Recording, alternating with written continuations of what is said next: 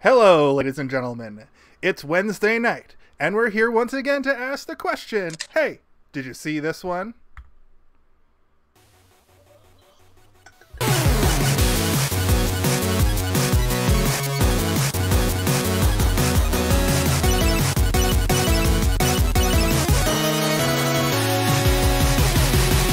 And transition. Hello, ladies and gentlemen. Welcome to Hey, Did You See This One?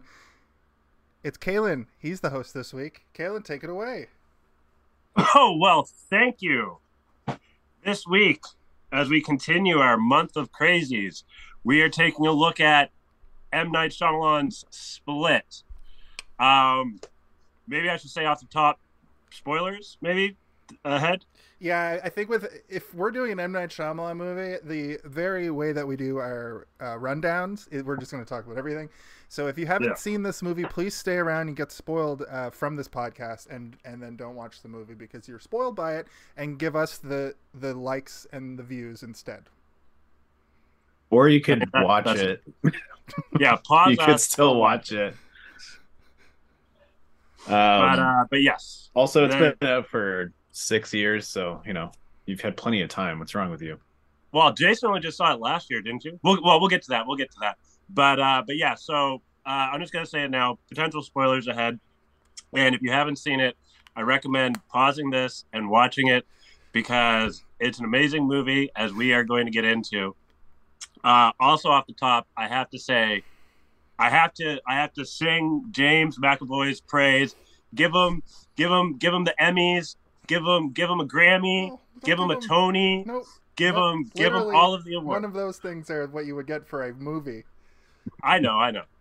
An EGOT. Give him an EGOT for this, even though he doesn't sing or do a live stage play or do a television program. I'm sure he's done a live stage play before.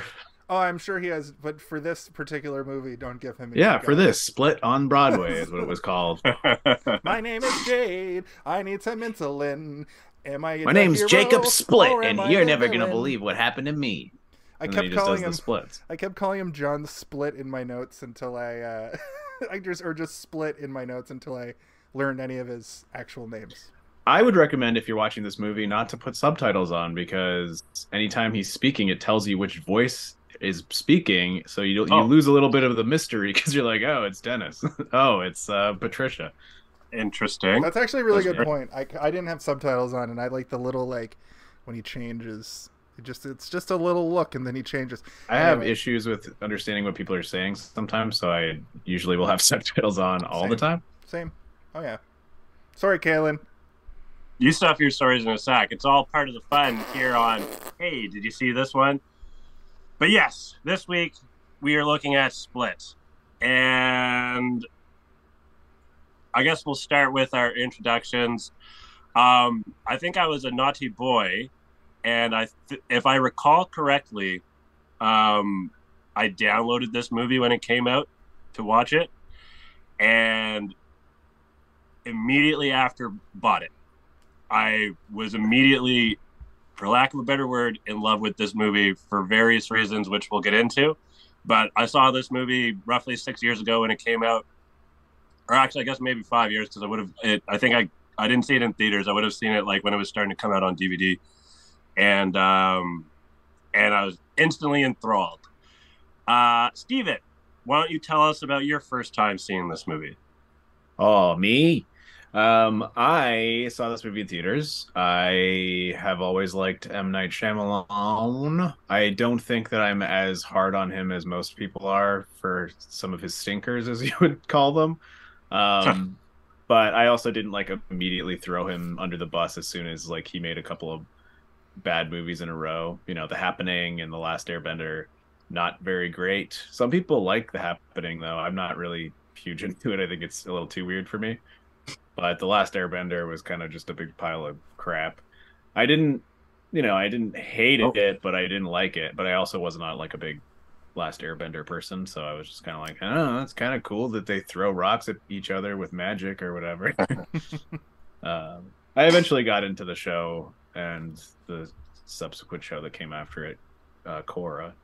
So I'm familiar with it now. But anyway, I saw Split in theaters, and as we've said, spoiler alert, I was very, very excited at the end of the movie because I had no clue, and I was able to avoid the spoilers, and it made all of the problems I had with the movie go away. I was like, Nice. oh, this is great. Because, like, if you're watching it as a movie that is seemingly supposed to take... If you're watching this movie as if it's supposed to take place in our reality, then the things that they deal with, the subject matter that they deal with in the movie, can be pretty offensive and kind of shitty. And when it's all of a sudden revealed to you that, oh no, it's a superhero world, you're like, oh, the fact that it's corny is part of it. I get it now. That doesn't excuse everything, but there are a few things that I was able to go, oh, okay, this is fine then. It's just a science fiction movie. But yeah, I saw it in theaters and I enjoyed it the first time. Jason. Very nice.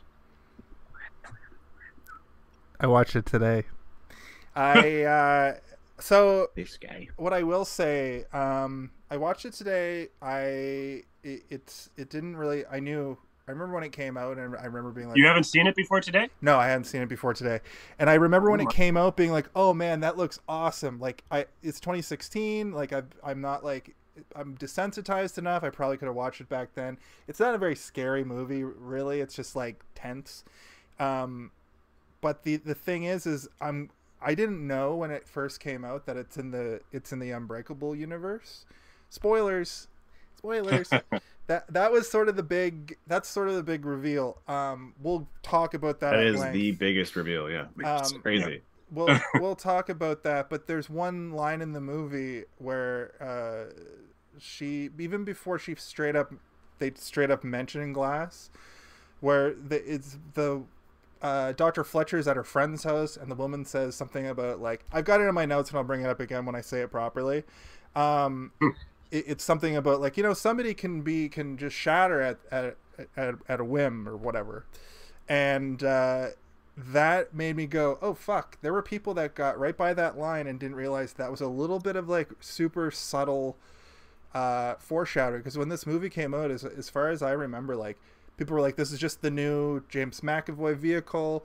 He's playing, like, a whole bunch of different roles. That's interesting. It's M. Night Shyamalan. It's going to have, like, a crazy twist or something. They didn't even really marquee M. Night Shyamalan. Exactly. They used to, like, sell it on his name, but they didn't bury his name, but they didn't, like, put his name all over the posters in giant letters. I believe the movie before this was The Happening. So... well, no, he made The Visit before this. The Visit was before. Anyway, I know that he was having kind of some critical fails. He was in family mode. Yeah. Okay. But anyway, well, he was basically going through. I'll just say that's my history with the movie. Boom. Okay. I watched. Well, so just to respond, because I would like to present information that is real information. He wasn't just in family mode. He was at one point the top of the town. He was making giant blockbuster movies. He always touted himself as, like, a B movie director. He's like, I love B movies and I want to make B movies. But he was making B movies at the level of a multi-million or, like, hundreds of $1 million with, like, the top stars in his movies, right? Like, Signs is not a B movie. It's like an intricate examination of Catholicism and, like, your loss of God versus, aliens and all that kind of stuff. But then those movies started to not bank as much, and then his name almost became like a joke. Like, he just relies on twists. All of his movies are just twists. Mm-hmm. And then he started to, like, remove his name completely from titles because people were scared. And then Blumhouse basically said, like, listen, you want to make B movies? Let's make them at B movie level, and we'll make them at B movie budgets, and we'll find people that are interested in the projects rather than, like, having the entire studio system behind us. So now he's just working with Blumhouse, which is, like, basically the level of, like, A24. They're like an A24, like, kind of. Yeah, but they're not as, like, critically acclaimed, because they'll still make a pile of shit every once in a while. They always make they make a lot more piles of shit, where A24 makes a lot more, like, crazy, like, they just take ideas and turn them into a film. Like they'll buy a script. A24 will buy a script no matter what it is, if it's a good idea, and they'll make it. Like I think the Truffle Pig movie is A24. That weird goat one. There's that movie about the people that go to make a porno and then the old people are fucking trying to murder them. Yeah, in some cases it's also sort of like a Fox Searchlight thing where they find movies that are already being made and then they'll like pump some extra money into it to get them fully released, like released wider. So like Men, for example, I watched recently. That's an A24 movie. Very good movie, very weird movie. Both A24 movies. Yeah, there's tons of movies that are extremely critically acclaimed, but you know, A24 also makes some stinkers every once in a while as well. We can't. Do we know if that Goat movie is good or gold. bad? I remember we did the trailer, and you specifically were like, "That looks interesting." Did you ever end up watching it? Goat movie? Which goat movie? It's about a family that has this goat. I can't really remember the plot, but the goat's I don't remember that. The goat's mystical. Was it when we were doing the horror movie? Yeah. Okay. The new horror I watched a bunch of the horror movies on that of that. Like Men was on there. I know that. Yeah, there was that, I remember that. Gnome movie. I watched the Gnome movie, and I watched the one. Was Prey on that one? Prey was on there. I watched Prey. And then there was like that other one with what's her name? Fuck, what's her name? Regina? No. The woman who was in like the scary movies back in the day. Regina King. Yeah. Okay, Regina King. Sorry, just sorry to cut you off, but the movie's called Lamb. My bad, and it's about a childless couple discovering a strange and unnatural newborn in I their did not sheep watch barn. that. They decide to raise it as their own, but sinister forces are determined to return the creature to the wilderness that birthed her. So it becomes a little lamb person. There was that other one where like the daughter becomes like a bird or whatever, right?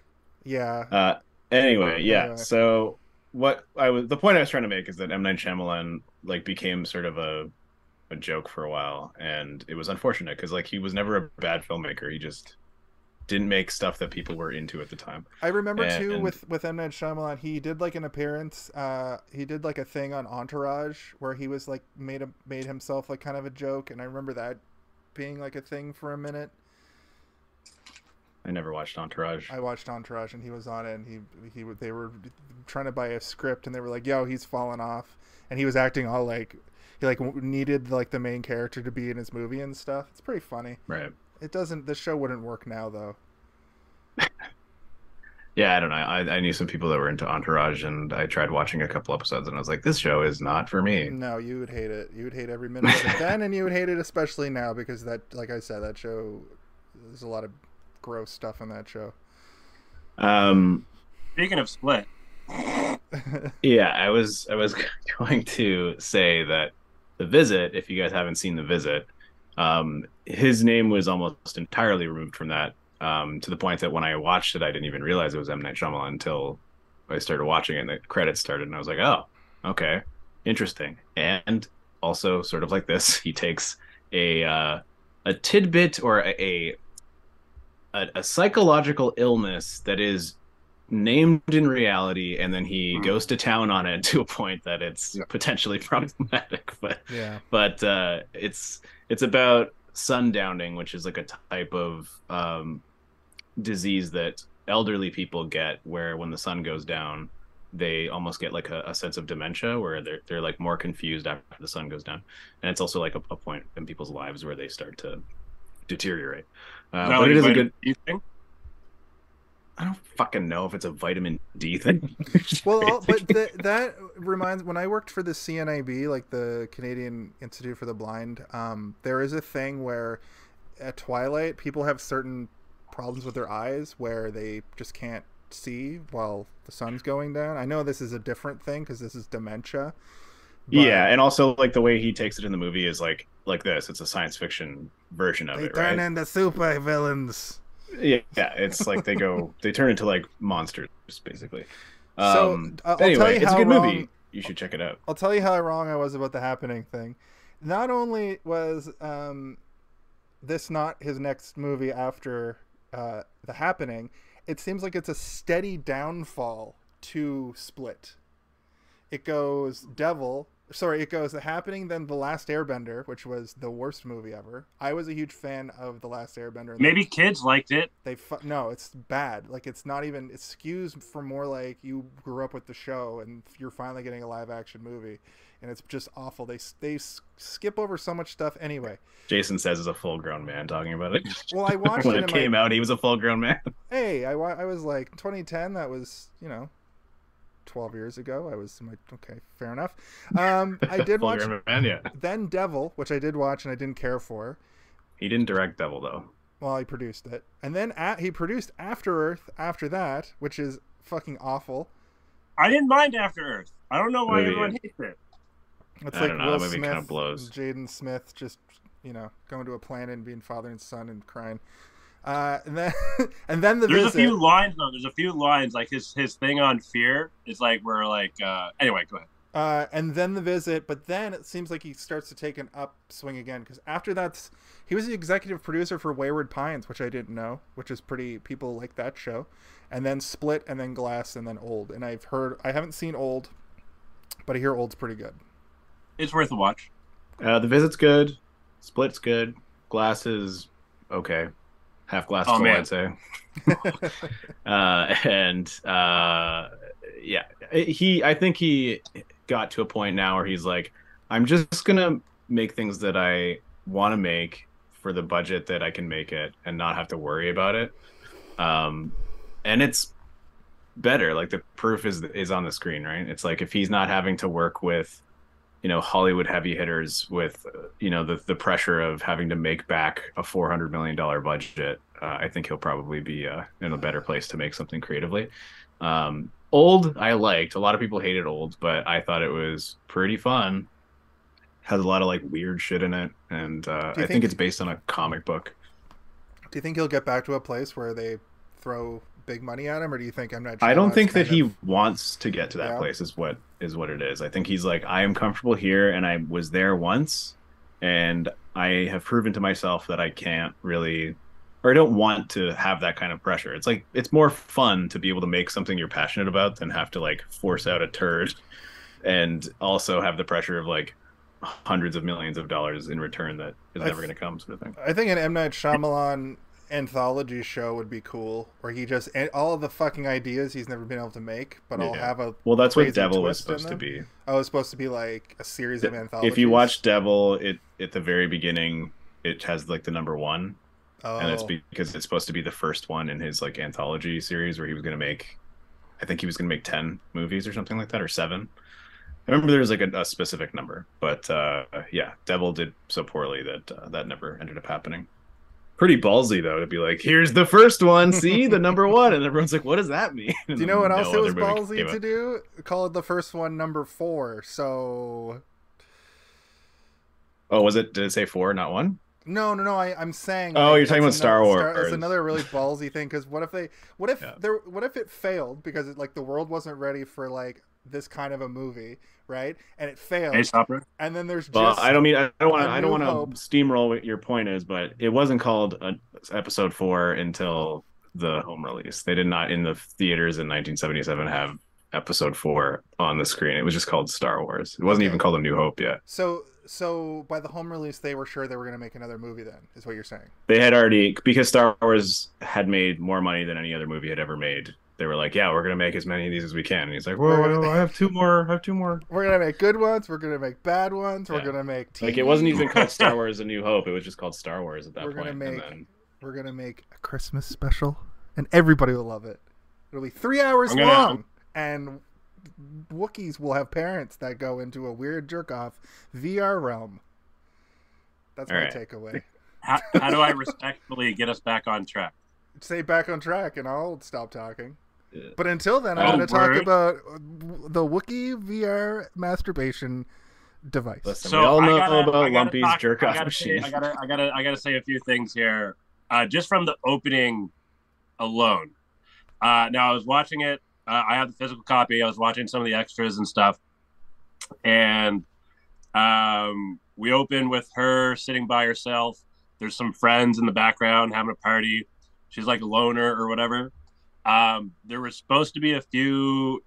That scene was extended, where someone bumps into her, is like, oh, I did, like 2 times it happened. Two different people bump into her, is like, oh, I didn't see you. The girl who's having the party is nice enough to invite the less than popular girl from school to the party, for at the very least, morals and not wanting to hurt her feelings anymore than however she already feels.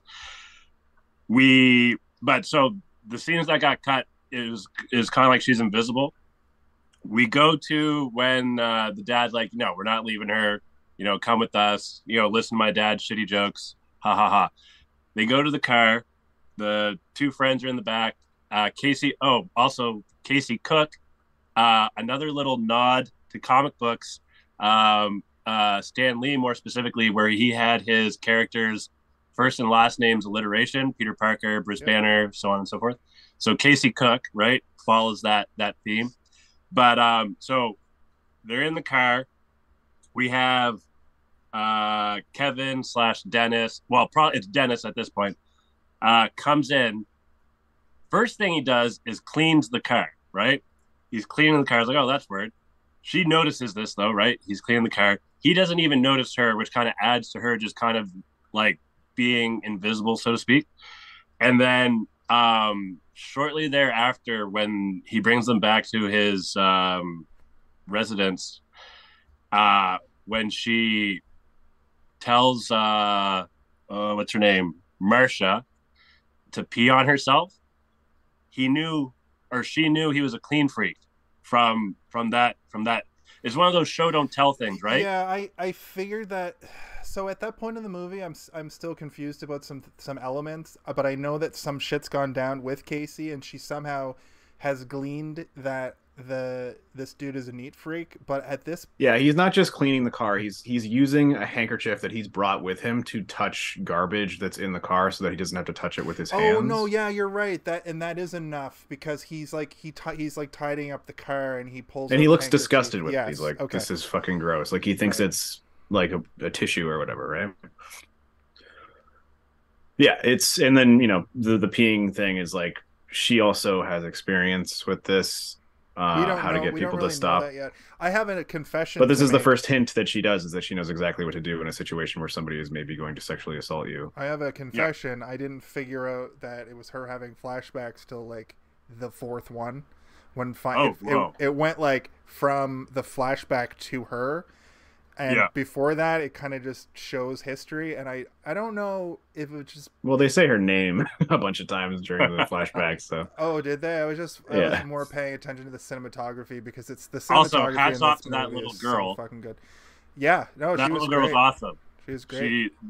When she does the little, because he's got buck fever, like that, it's just such great delivery. Also, the intensity of the shotgun, like she's just like, she should have pulled the trigger. There's a lot more to that story too, which we'll get to it. No, but I mean, like, outside of the actual movie, they never really explain the heart attack. They never. I presume that the uncle, were they actually uncles, or were they? Yeah, that was her. I assume so, because he gets custody of her when he dies. Okay, yeah. I thought they were a couple at the very beginning. Like, what? Where are you getting this info? Jason, did you watch this movie or what? No, the reason why is because they were super close to each other, and they didn't say uncle till later. So I just assumed that they were together, and this was their daughter. They say uncle at that dinner scene where he's talking about the buck. He says, your uncle had buck fever. Like that, they say uncle. Like, it's, I don't know. Maybe you were just, I don't know, not fully absorbing it, because like it's all made pretty clear. It was the first time I watched the movie. There's a lot of this movie catches you off guard a lot. So I'm gonna say that I was paying attention fully to this movie. It was one of those situations where I was stopping to watch it and watching it, but I missed little things, and that's why we have this. So if I have a question, that's why I said it was a confession. We got you. But the energy between the two men, until it was explicit in my head that it was her uncle. Even after that, I was still like, because of the way that they were acting close to each other, Gotcha. They could have been romantically involved. I just figured and they're just brothers, using they're uncle close. as a filler or whatever. As like a that's your uncle. We're not going to tell you about all the gay sex that we do to each other. That would have made the movie even more problematic to me. Why? Because then it would be demonizing gay people as child predators. Okay. Subtext matters. Matters. Okay, my bad. I wouldn't have taken it that way. It would have gone over my head because that's not. But you know, when you're making a movie, every scene is a statement. So, right, yeah, you know what I mean. So I understand that, Steve. But those flashbacks kind of tie in with, her being prepared. Like she learns how to hunt and stuff from her dad. Like she's not treated like a stereotypical, girl or whatever kind of thing, right? And so she's better prepared to deal with the kind of situation. Like she doesn't know what to do yet, but she knows everything that they're saying is wrong or won't work, right? Like she's like, she knows, because she's been going through since she was a child. She was being abused by somebody who's been controlling her entire life because her father died. We don't know that part yet, but yes, exactly, yeah. But that fucking guy. We get a pretty good idea that she has some sort of trauma that has prepared her for situations like this. That fucking guy that is her uncle is always the worst in everything. He's the guy in the office who paints on... Literally that actor, you mean? Yeah, that actor. He paints on Pam's mural in The Office, and in Orange is the New Black, he's, for like a couple seasons, he's like the really... So they have this like group of hardcore, like closer to soldier police come in because the place is getting a little bit unruly, and he's just assaulting people and punching women and like being the worst. He's also been in lots of things where he's a gentle giant. I've never seen him as a gentle giant. Okay, well, he's in other stuff as a gentle giant. He's very memorable as a scumbag because he's very intimidating and scary, but he's been in lots of things as a good guy as well, and he plays the complete opposite, where he's a big imposing figure, but he's like a teddy bear man or whatever. But yeah, he is a dick in a few things for sure, including this movie and Orange is the New Black. Sorry. Yeah. I don't know his name, but I do recognize him as a guy from other stuff. So yeah, they get kidnapped. It's pretty sudden, abrupt, but the scene is very well shot. I do like that shot with her on one bed and the two on the other, and I think it's just like a beam in the wall, but it looks like it's like the way it's on the screen, it looks like it's dividing them, like they're separate. They're two different kind of groups. Yeah, that's also kind of comic book panel-y. Makes them look like they're in two different rooms almost, but they're in the same room. Just another hint that this is a comic book movie. It's throughout the whole thing. There's hints. There's also another huge one. They mention the train in this movie that Bruce Willis crashed in. In the movie, they mention that Kevin's father died in a train crash, and you find out later that it was the same train that Bruce Willis was in when he crashed in Unbreakable. He was the only person that survived, and everybody's looking at him like, that scene when he's coming out of the hospital, and everybody's like, one person survived. What the fuck? Yeah. The actor's and they speculate that scene from Unbreakable when he's at work and he walks by a mother and her child, and the mother's yelling at the kid. There's speculation that that's Kevin and his mom. Oh, okay.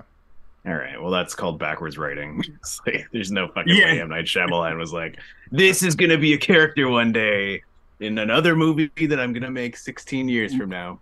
No, yeah, probably. You're most likely right. Yeah. That's like people saying that the kid in Iron Man 2 is fucking Tom Holland or whatever. And we're all like, yeah, all right, whatever. Suck my butt. That's not the actor's name is Brad William Henke. And I think he's in Lost too, as I think also a dickhead. so Mr. Henke. Mr. Henke. Yeah, no, I mean, whatever. He's a giant guy. It's like, what else is he going to play other than giant, intimidating monster men? He played John on ER. Sorry, that's just funny to me. He played Monster in Monsters. Monsters. he played Monster, and he was the titular monster in Monsters. Uh, yeah, and then we get she pees on herself. The dude doesn't want to deal with her after that because he's grossed out because he is scared by germs, I suppose. Did you Germaphobe. Did you guys find that James McAvoy, like, I even remember this when the movie came out and seeing trailers and stuff. He didn't look like James McAvoy to me. Like, he transforms every person or every like character personality that he plays in this. He transforms into that role. He makes a different look and cadence and voice, mannerisms. Every character is a different character, and he completely disappears into them. And I wanted to say too, like, it's not like I just have never seen him bald before, because he's in 4 X-Men movies. X-Men, yeah. You know what I mean? So I've seen him bald.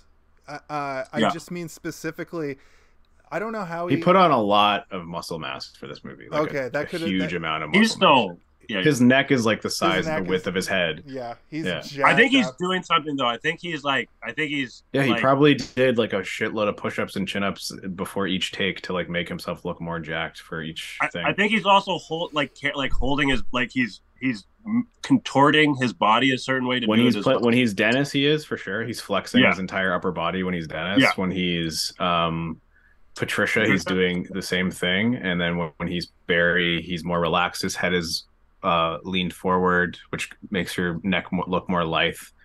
Yeah, he just has completely different body language for each character that he's playing, and it makes him feel different. But also his, like Caylen was saying, his facial expressions. There's one, like, towards the beginning, there's one scene where he's Dennis, and then he goes like this, and then he's Patricia, and I rewound. I couldn't figure it. It messed with my head. I couldn't. It's so good the way that he just is able to transform. Just his eyebrows just kind of go up, and his face just kind of goes sullen from from very like pointed to like back, and then and then like proper when he goes into Patricia mode. And it's haunting. It's haunting. And then when he's Hedwig, it's another like whole thing. The first time we meet Hedwig too, he's crouched down and walking like he's like small. Later they kind of drop that, but I was like, oh, he's like supposed to be the height of a 9-year-old. I was curious about that too. I was wondering if that's what they were trying to do with that or not. Maybe just for the shock of him suddenly playing a 9-year-old. That I think. But he didn't do it in a goofy way. Like, you know how, like in some movies or whatever, if someone's being childish, they do it in a goofy way or whatever. Whereas, I mean, that's debatable. I'm not saying it's some comic goofy. relief, right? The etc. He has a comical speech impediment. Oh, my favorite. I knew it would be. I knew as soon as I heard him say etc. I was like, yeah, Caylen's gonna latch onto that hard. Yeah. But when he's Dennis, there's like when you first meet Dennis, he's like, hey. Like he does the Buffalo Bill voice a little bit. I was gonna say, he kind of sound like Buffalo Bill, yeah. But all of his characters start in a certain way, and I think they all sort of come to a little bit more digestible middle. But also, I'm theory crafting through this whole movie. As soon as Dr. Fletcher starts talking about how sometimes 2 people can have the light, I'm like, is he 2 people right now? Is he literally 2 people? And I know that you were saying you were watching with subtitles, but even the subtitle, like the person who wrote the subtitles for the movie, like, are they guessing? Is there direction to write that out? Is that still a subtext that you just kind of take in as you're watching the movie? I was having a lot of fun mentally. Maybe that's why I missed all the very obvious stuff, because I was just watching my own version of the movie. Yeah. Oh. So with Barry, we don't actually see Barry until the end when we see his video file or vlog or whatever. Every other time it's Dennis trying to be Barry. That's a good point. Yeah, that's a good point. And it's actually noticeably different when you actually look at it. Yeah, that's part of my point. I think that I think that in a way it's so much more than Dennis trying to be Barry. It's Dennis harnessing Barry, because he's this is a really complicated like thing because it's the same person. So this is all Right. this is all the stuff I'm thinking about. And as soon as she's like, I noticed that you move that bowl 2 times, so I know your OCD is there. I know that you're being, Yeah. but the thing is like he's still keeping Barry, but they keep doing like these slow like close-ups of his face, and he's like breaking. But I think that's I think Okay. that's dramatic irony for the audience. I don't think she's seeing his like I'm gonna explode with Dennis. I think what she would be seeing was him just like trying to just be Barry still. But I think that that's 2 people trying to like have the light at the same time. So those were just little things that I was thinking about. Because so like because sometimes the other personalities get the light. They send an email to Dr. Fletcher saying, urgent, we need help. And then, so like you said, so Dennis comes over, pretending to be Barry, or maybe they're both fighting for it or whatever. But Dennis's OCD still spills out as he fixes like the books or the candy jar and that sort of thing. And she's got like a little, like she's very in tune to the different mannerisms, like with the different different personalities, and she knows something's off. Right. Yeah. Absolutely. That the woman who plays Dr. Fletcher is amazing. I also feel like she may have some sort of split personality thing, because she does a lot of like little facial expressions, but she's like OG, so she'd have complete control of like the person who's has the light, so to speak, in a more traditional non-superpower way, in a more like clinical multiple personality IIT or ITT or whatever it's called, DID. Yeah. And that's I know that's another me having a theory corner, me like I don't know about that one. But like I don't know. If she had dissociative identity disorder, why would she not reveal that as somebody who is the foremost expert on it to the people that she's trying to convince that it exists? Why would she keep it a secret? I don't know. One of those show don't tell situations. She just has a lot of moments where it might literally just be that she's trying to like keep him in control. I feel like she's being strategic. But keep him in control without her breaking, because there's a couple of moments where she like wipes tears away, and that's what I was thinking. Like, is she going through it?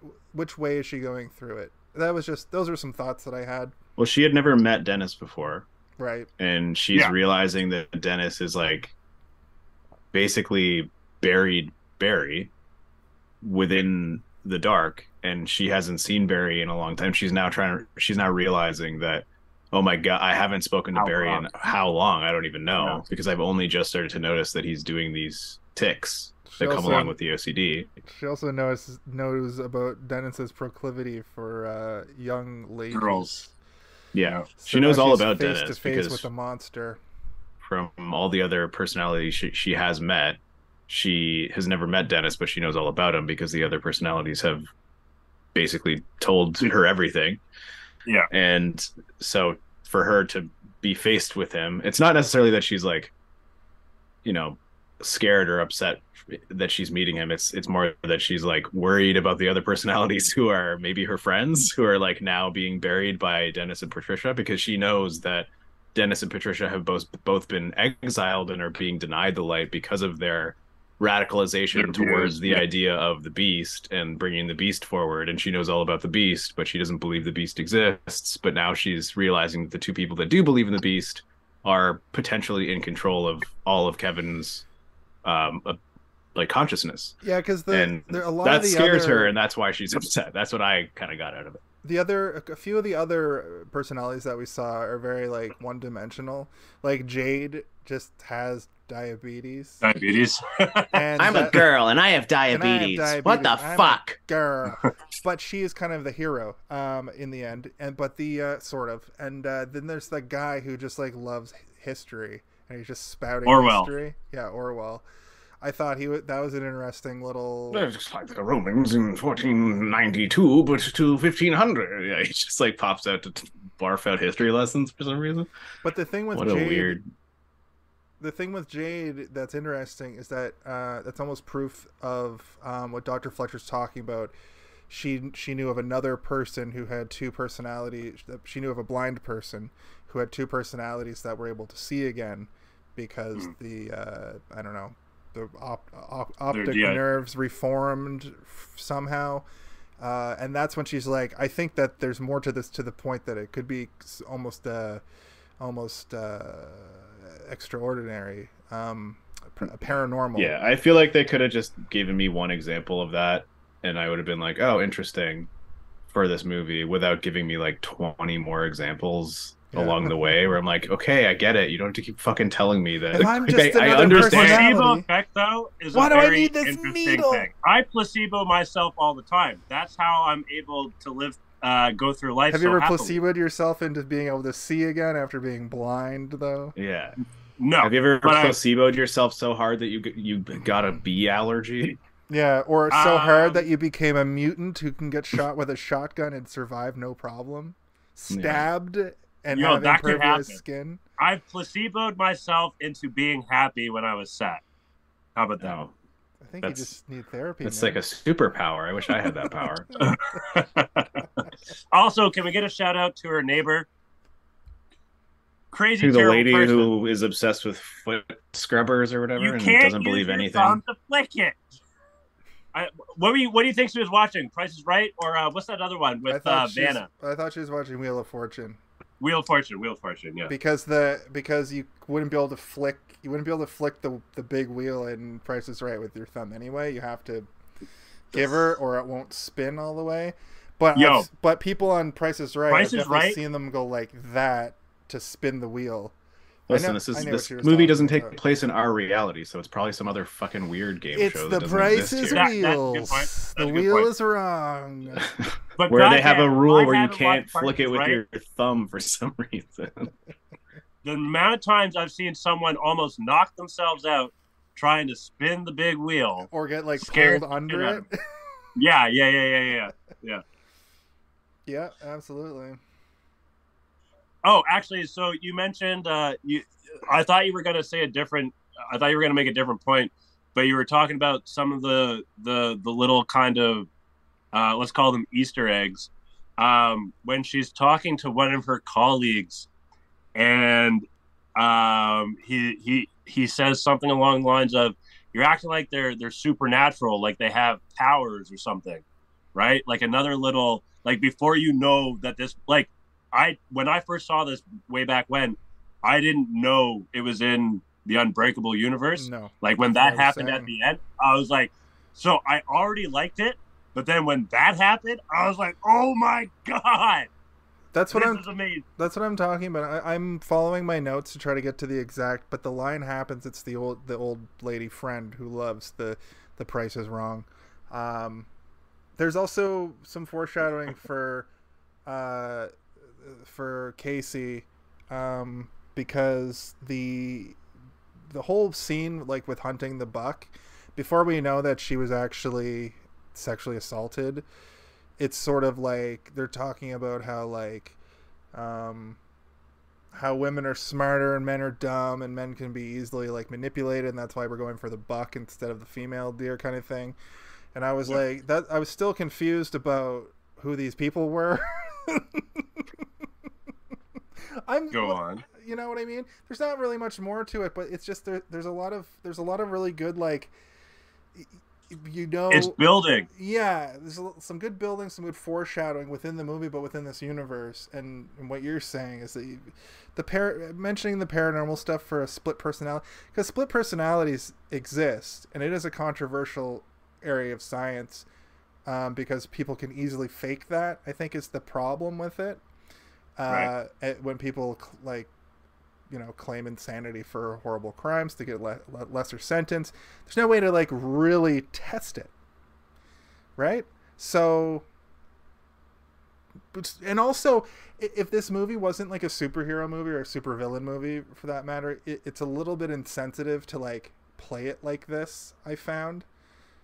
Yeah. You know what I mean? There was a lot of controversy when this movie first came out about using DID as a plot device for a movie about a man who kidnaps and eats women. Yeah.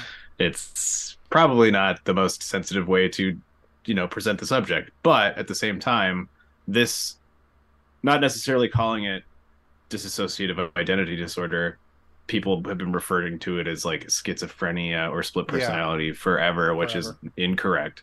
But it's also been a plot device since like fucking Middle Ages. Like it's been around for a while, man. Fight Club, Mr. Robot. What are some more recent examples? Macbeth. The movie Identity, Dr. Jekyll and Mr. Hyde, like that's all like of these the first things. One. Well, in that he's drinking a potion. He's not crazy. Oh yeah, sure. Yeah, but wasn't that sort of a an allegory for like alcoholism in that era, in like the Victorian era? Yeah, probably. It's like when I drink, I get all handsy. They call me Mr. Hands. At night, Mr. Hyde, because I want to touch that hide. He drinks a potion and then he falls down, and when he gets back up, he's gonna kill you. And also, Jack the Ripper was out there. Jack the Rippin'. I have blue socks too. Etc. Etc. But anyway, like I have a bigger issue with the other thing than I do with the DID stuff. I found the line that the old lady says that is a little bit on the nose if you know it's in the Unbreakable universe. And she goes, we look at people who have been shattered as less than. Yeah. Shattered. Yeah. And I was like, if I was watching this movie, that would go over my head.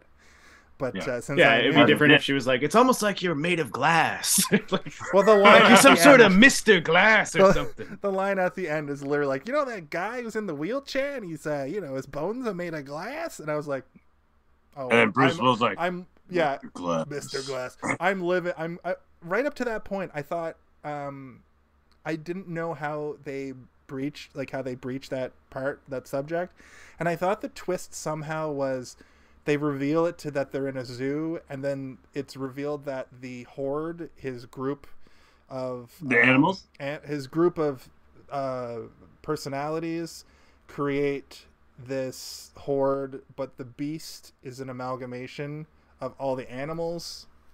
Gotcha. At once, and I was like, "Oh, is that the M. Night Shyamalan twist?" But no, the M. Night Shyamalan twist is literally like Tony Stark. So you didn't know I'm putting together an Avengers before going into this?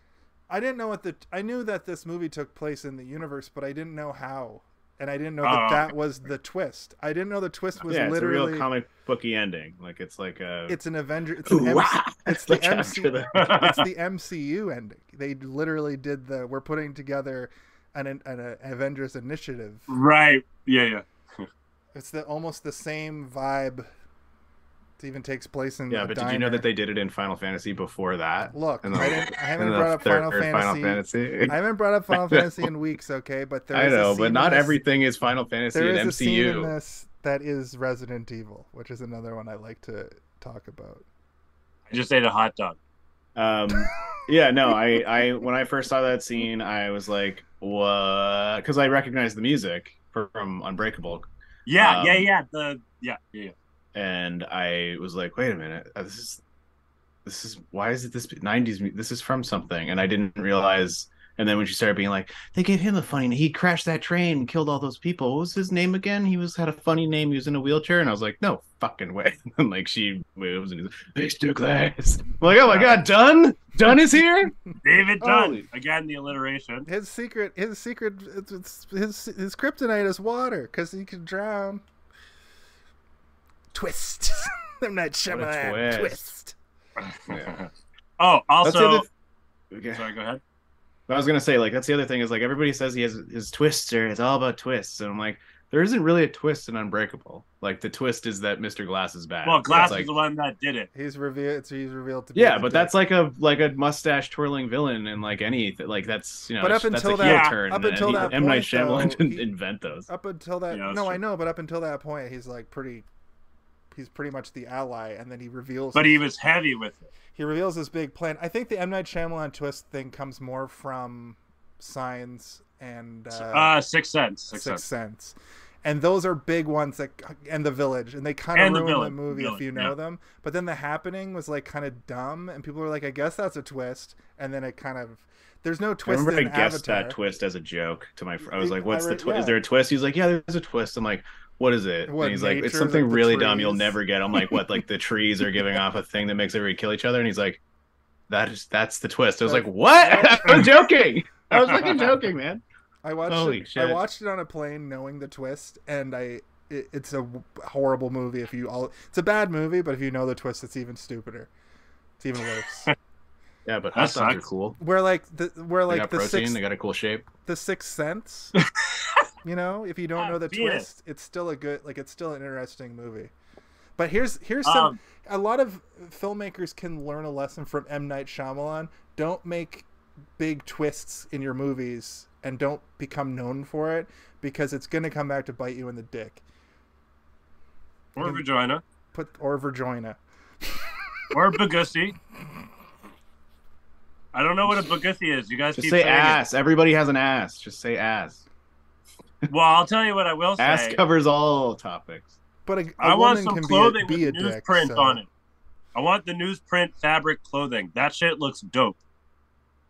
What newsprint fabric clothing? Barry's sketches of dresses and suits or whatever, skirt suits. Did you notice that was the reveal? Is like they find Barry's dress that he made, and it has all of Mr. Glass's headlines from all his disasters. That'd be awesome. Oh damn, that'd be dope. Just as a little joke though that I noticed, his sketches of women, when they were showing his, like, on the wall for the dresses, the sketches, they had the same dimensions as Dennis Reynolds' women when he was drawing a dress. You remember that? With the massive gazongas. Oh, I thought it was just that's because Dennis probably drew those. Yeah. Sorry, that joke landed right on its face. But I wanted to say it because I found it to be funny in my head, and that's how you get jokes out. Somebody laugh. Please clap. I didn't understand the joke. It went over my head. So in this one episode of It's Always Sunny in Philadelphia, they go into this fashion designer. Now talk about a long name. Oh, okay. So you said Dennis. There's a character in this movie named Dennis. No, I said Dennis Reynolds. Oh, I see the confusion now. I don't know who that is. Oh. I don't know who Dennis Reynolds is. I assume that this guy was of the group. This is like Dennis's name. He's kind of like a bro or whatever.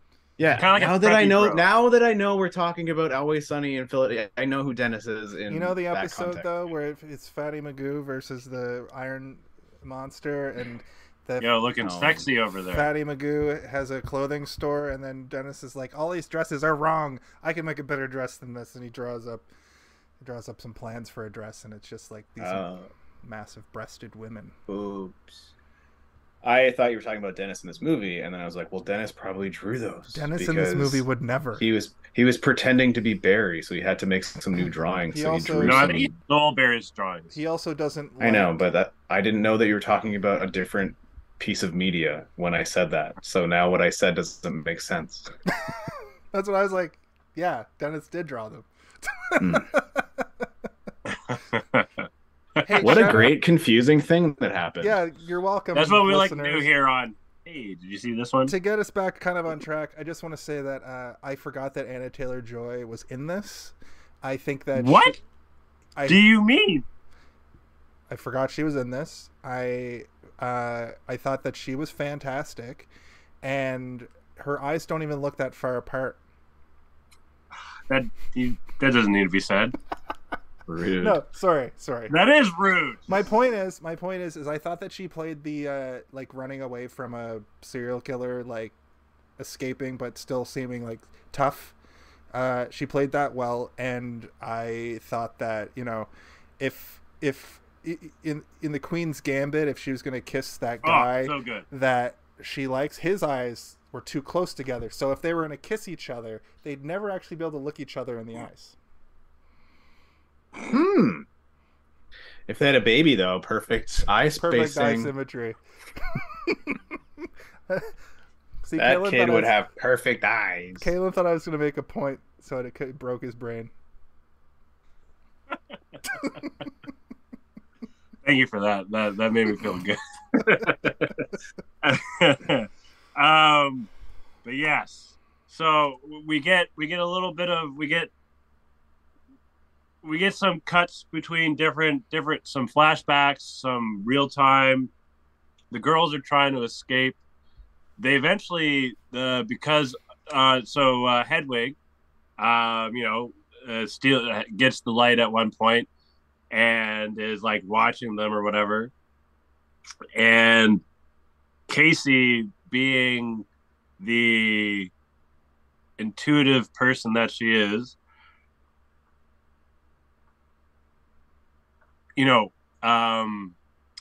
what like kind of wins him over, right? It's like, hey, let me tell you a secret, right? Like she does these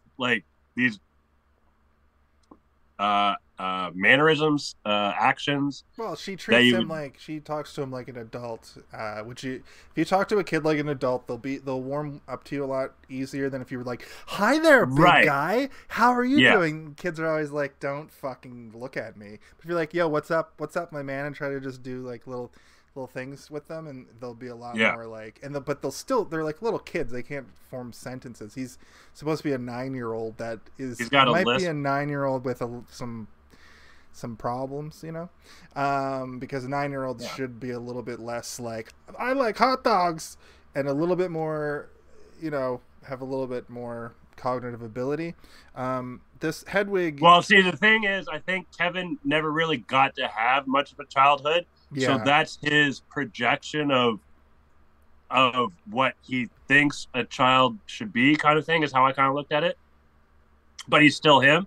You know what I mean? Like, all of these people are still Kevin, but with this veil of a specific persona, mindset or skill to help him, with, living life, basically. Yeah, they all serve a purpose in his life. They're not just created for no reason. They're all there for a specific reason. Later, it's revealed that Dennis was created in order to always keep things neat and tidy so that he would get less beatings from his mom for making messes. So everything would be completely meticulously in order, which is why he has to straighten the dish when he comes into the therapist's office, which is his towel. And Patricia, I don't know, she's almost like, seems like she could be a facet of his mom, but like what he wanted his mom to be. Not like, abusive. Yeah. Well, yeah. The Patricia seems a little bit more like she loves God, but she'll let you have a little bit of candy after dinner, kind of like a cool mom, but in a Christian home. She also has a temper, though. Remember when she's cutting that sandwich? Yeah. And she's got a little bit of OCD stuff going on too. I wouldn't be surprised if Kevin himself exhibited OCD tendencies if you subtract all of the personalities. When Kevin comes out, I thought that he was it was just James McAvoy, and he was very normal feeling. And that at that moment I was like, weird, like he somehow dropped any of the acts we've seen already and is acting quote unquote like a normal person.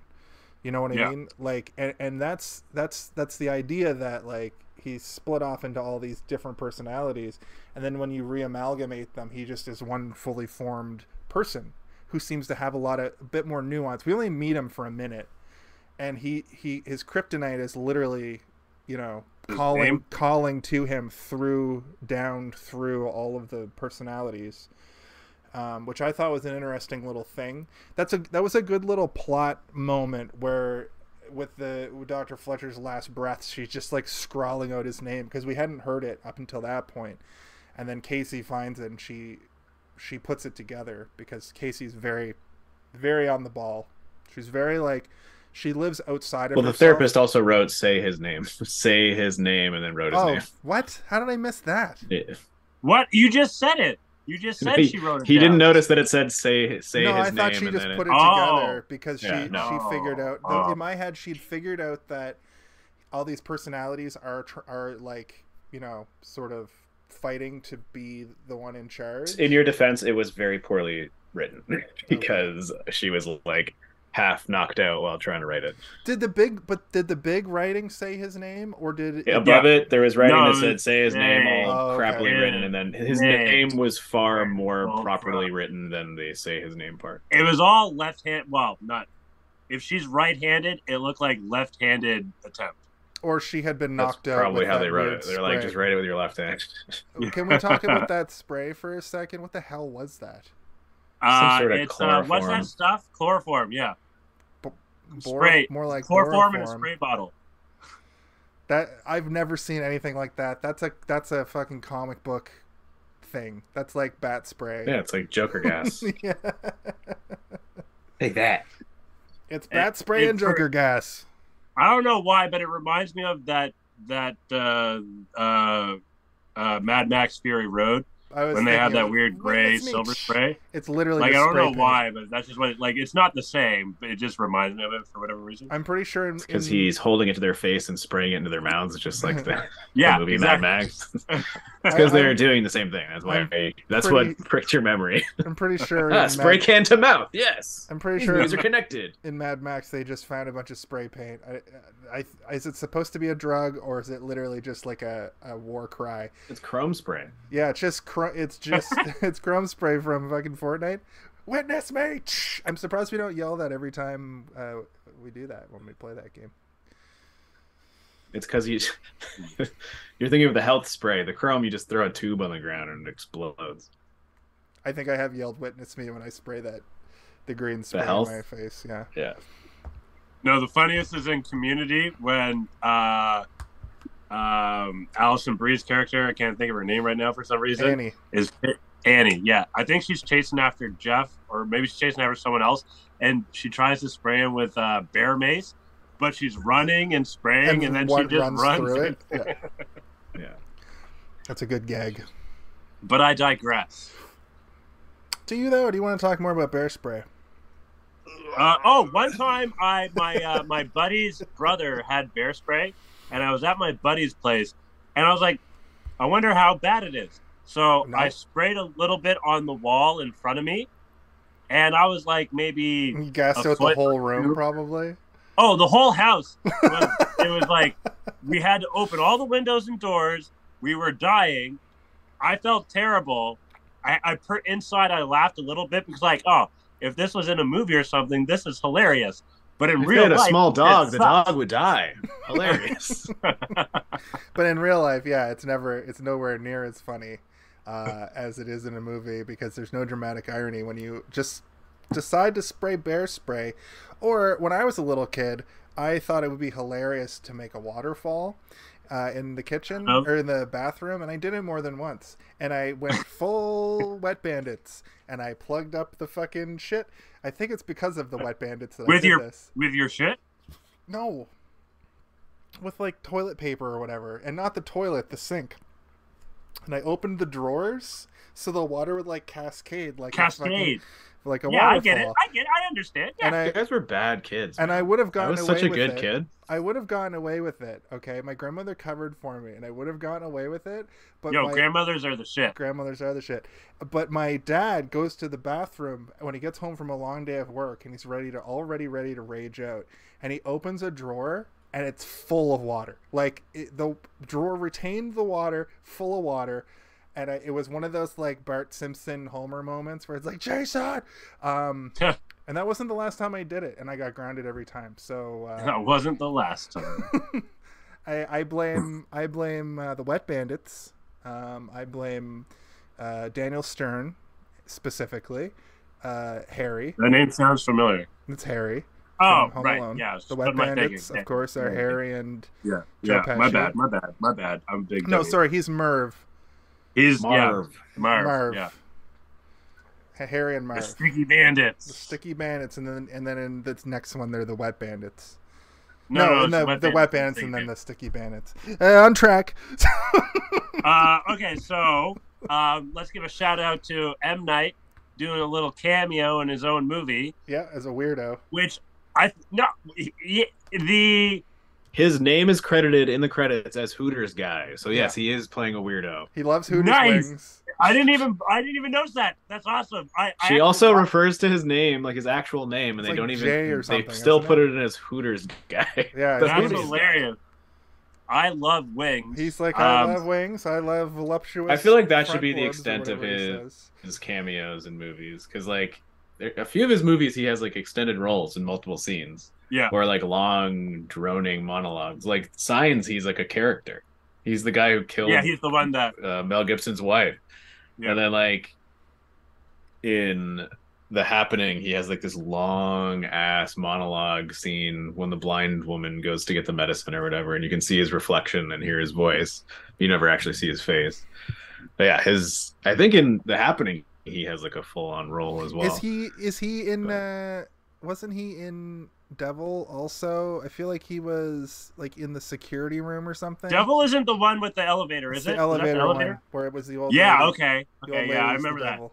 Spoilers. I saw that movie. It was worth a watch. I watched it. I watched that, and then I watched Cabin in the Woods, and then I watched Devil on Halloween one year after a party. Is at Cabin in the Steve's. Woods the Eli Roth movie? No. That's Cabin Fever. No, that's Cabin Cabin. Fever. I think that's Cabin. No, Cabin in the Woods Cabin is Fever. the Joss Whedon. Cabin Fever, sorry. Joss Whedon movie where they go. It's like it starts out like a regular. The kids are going to the cabin and it's gonna murder their faces, but then it turns into like a sci-fi. Like they show all the movie villains, and then it turns out they try and do some like tropey breaking stuff, and then just immediately gas them so that they start acting like movie character tropes anyway. And you're like, oh, okay.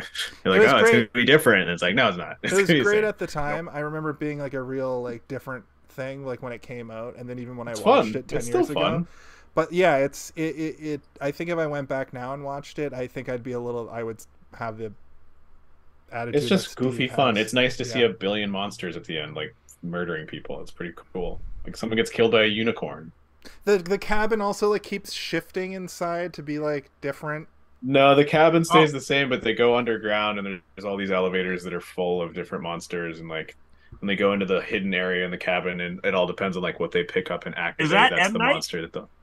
No, it's Joss Whedon. We just said it with Joss Whedon like 2 seconds ago.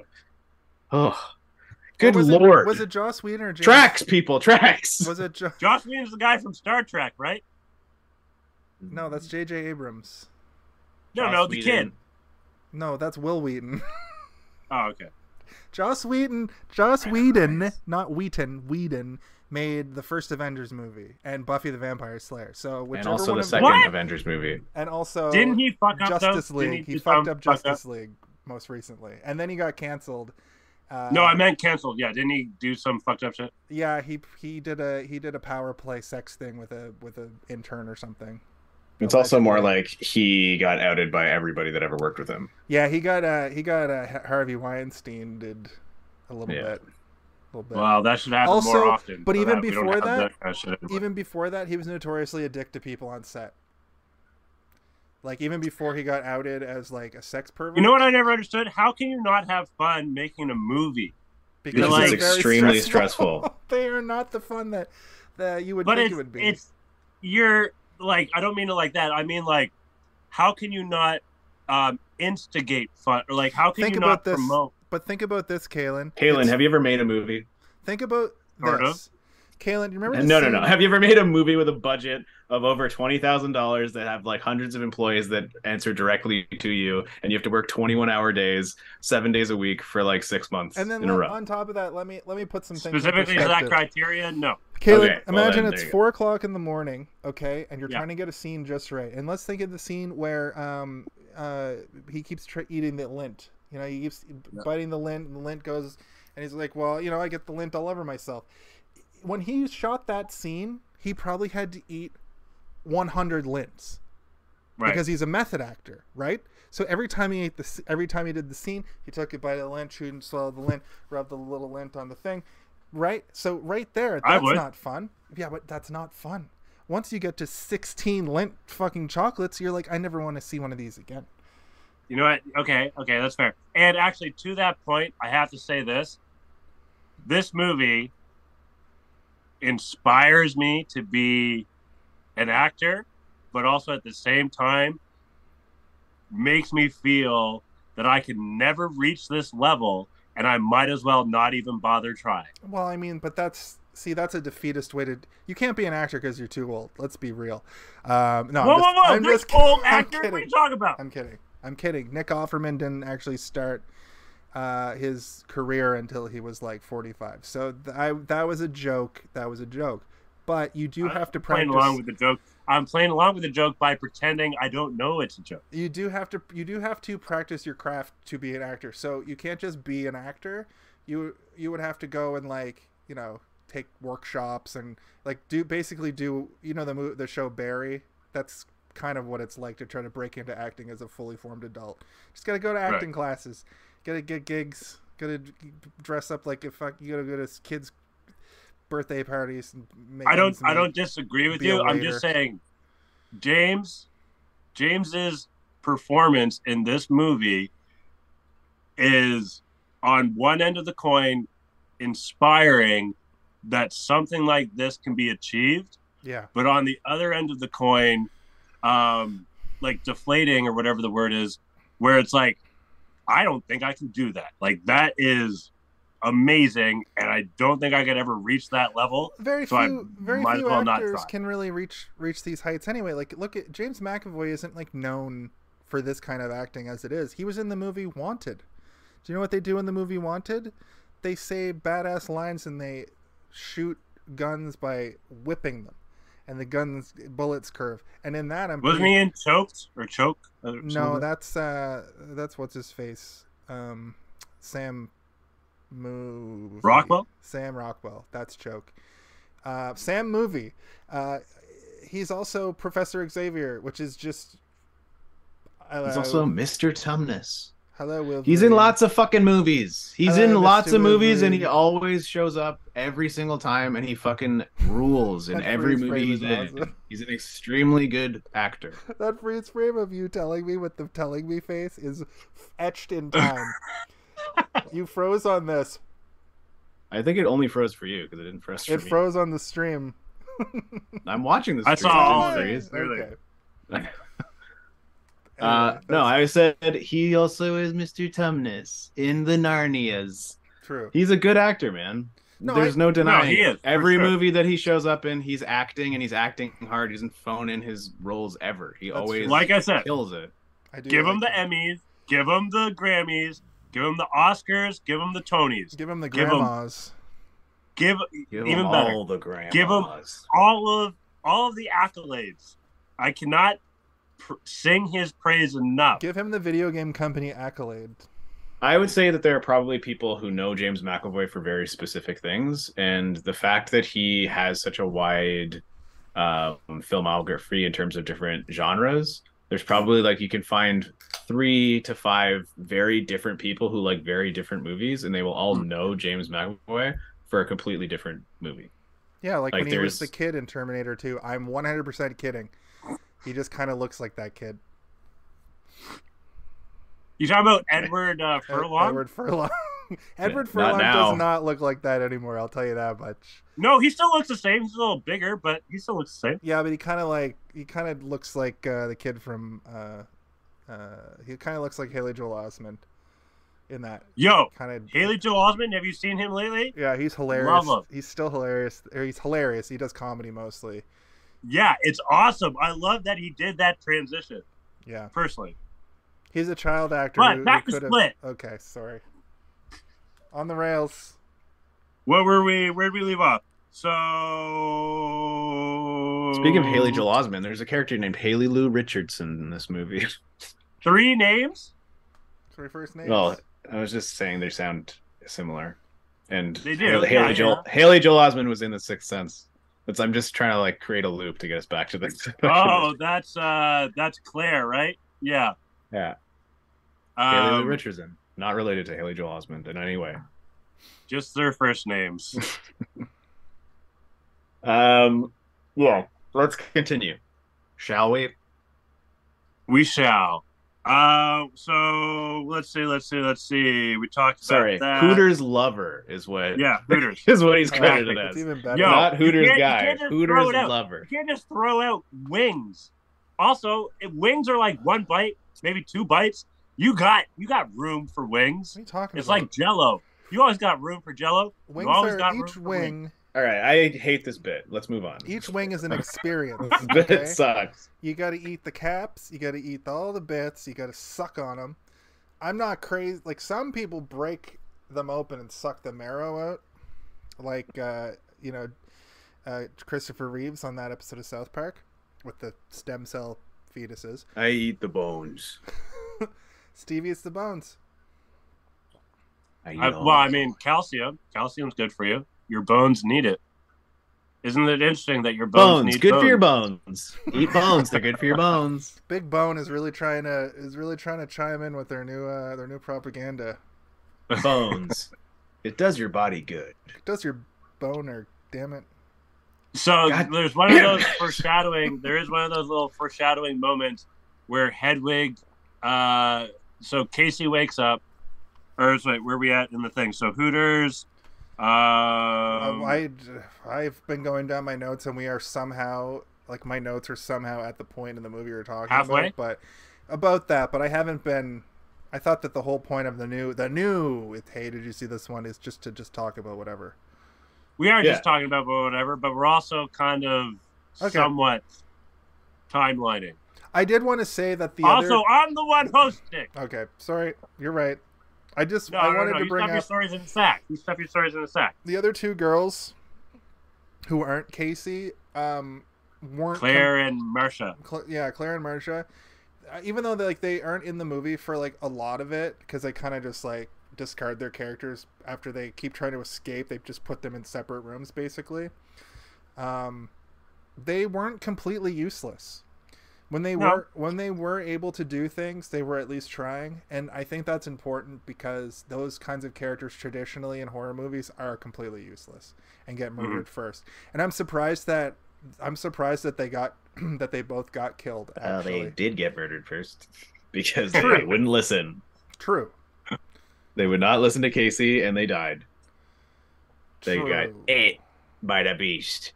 And if they had just listened to her, there might have been a moment where all 3 of them got to go with little Hedwig, and they could have locked him in a closet and fucking took his keys and got out. But they didn't listen, and they all got locked into rooms individually because they all tried to fuck around, and they found out about it. They fucked around, and they found out real quick about how it is. You know what happens when you hit a jacked man who's actually a lady with a chair? You get put in a closet. And then he throws you in a room. He comes after you with a knife and calmly sticks a knife in your belly button and tells you that you shouldn't have done that. Actually, but that's not how she died. That was just the most tense moment up to that point. That was just, she just like gently places the knife in her belly button, and she's just kind of holding it there, and it's so uncomfortable. So intense. When I was watching that scene, I didn't know what to expect out of this movie. This was another one of those movies when the trailers came out, I was like, oh, that's going to be a bloodbath, even though this movie doesn't really have any gore. It's got some implied gore. It's got some, but like the gore effects are bad. They're clearly just like CGI'd in. But it's not a gory movie. It's not. M. Night Shyamalan doesn't really make gory movies. Right. You know? He's just. But that particular scene where the knife is in her, like, being pressed up against her stomach into her belly button, I was like, oh, is this going to be fucked up? Like, is this going to be like, he's going to cut her and her whole shit's going to come out? And I was trying to, like, keep watching it to, like, add to the desensitization of my mind. Because I really just want to be able to watch whatever, you know? And I want to be able to handle that kind of suspense. Because that kind of suspense... You know, it's just a movie, right? Yeah, but then my empathy goes. That's the sound. I can deal with almost any gore that doesn't involve fingernails and eyeballs. Those are the 2 things that I cannot handle. I can deal with literally any gore if it's in a video game. Anything in a video game, but some stuff. That's in movies, pixelated. That's pixelated. It's not the same. Yeah, well, you know. This guy pixelated. It's not pixelated. You think I only play 16-bit fucking video games? Final Fantasy. No, it's got more pixels than that. Pixelated. It's fucking pixelated. Technically, if it's on a TV, it's pixelated, Caylen. And around this time in the movie, though, we do get the reason behind why the Horde, the Beast, are kind of doing what they're doing, where people who haven't felt pain aren't initiated, aren't what's the word? I can tell you exactly what the line is because I wrote it down because I really liked it. It's at the end of the movie, and he says, "They haven't suffered," or something like that. He says, "Where is it?" He says, "The broken are more evolved." And since he sees all the scars. Well, before the end of the movie, though, okay. There's a part where, I think it's Dennis, and he's saying like, "You've always been protected, you've never suffered, right? Like, you're almost Patricia. She's talking to. Oh, is it Patricia? Yeah. There's like many moments like where it's like he's chastising people for being unevolved, for never having to suffer, and how you'll never reach your full potential because of the fact you've never suffered, and that's why you're there to be eaten. And it's sort of implied that the eaten will join the Horde, and maybe he'll absorb more personalities through devouring them, but it feels like it has to be the Beast that eats them to do that. But we don't really see any evidence of that, and I don't think that we see any evidence of that in the next movie either. Don't spoil anything about Glass, please. I know you haven't seen it yet? No, dude. Oh my God, Jason, I want to watch it with you. Why? Because. Well, movies are more fun to watch with people, Jason. As soon as I said it, I was like, what an asshole thing to say, Jason. Caylen's your friend. He just said he wants to watch a movie with you. And you replied with, why? Why the fuck? No! Maybe we'll do some sort of watch along or something. Well, not necessarily watch it with you, but I will not spoil it for you. I do want you to watch it, and I want to talk to you about it. I was worried because I want to talk to both of you about it. I did do some theory crafting about the Beast too, and it did cross my mind that there could be an absorbing thing. And I know in the trailer for Glass they like go and bust him out. So like, I'm not even gonna look at you because I don't want to know. But like, I'm interested to see how it gets to John Unbreakable and John Glass going to a breakout John split. What? Don't worry, Caylen. Okay. Jason is saying things, and you don't need to. You're doing John Smith for everyone. You'll start saying things, and yes, we don't need to ruin anything. Say any more things. Can I tell you guys? I saw Wakanda Forever, and they showed the fucking trailer for Quantumania before it, and I was this close to getting up and walking out.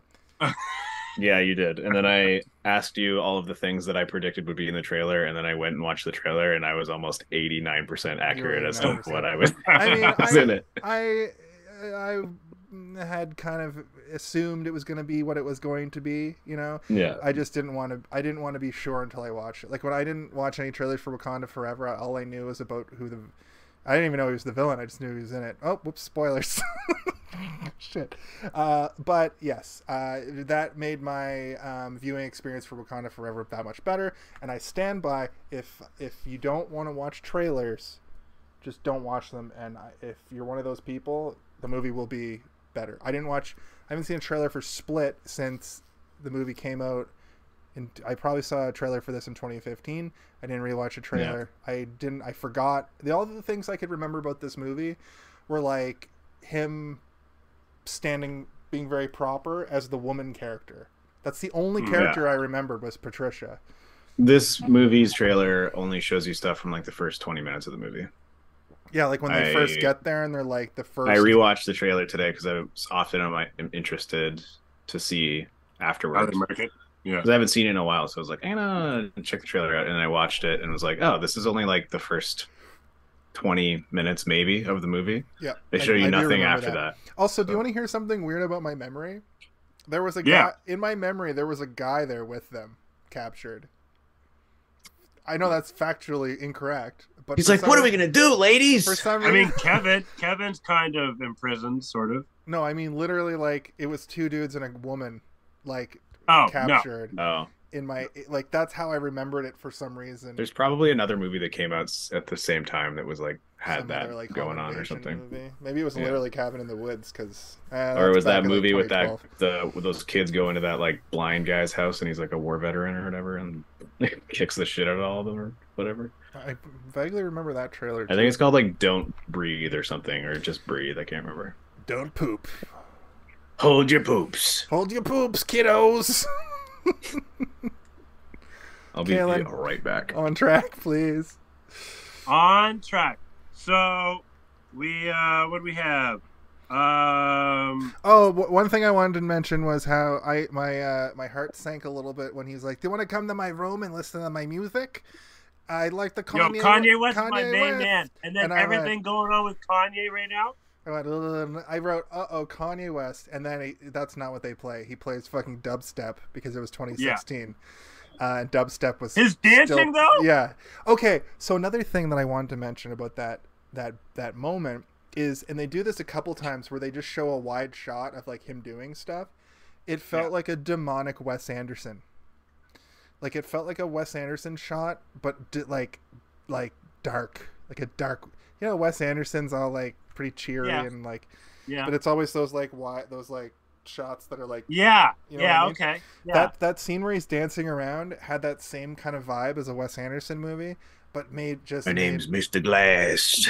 Made me feel gross. I was saying, Steve, that some of the shots in this movie kind of felt like a demonic Wes Anderson shot, like when he's dancing around.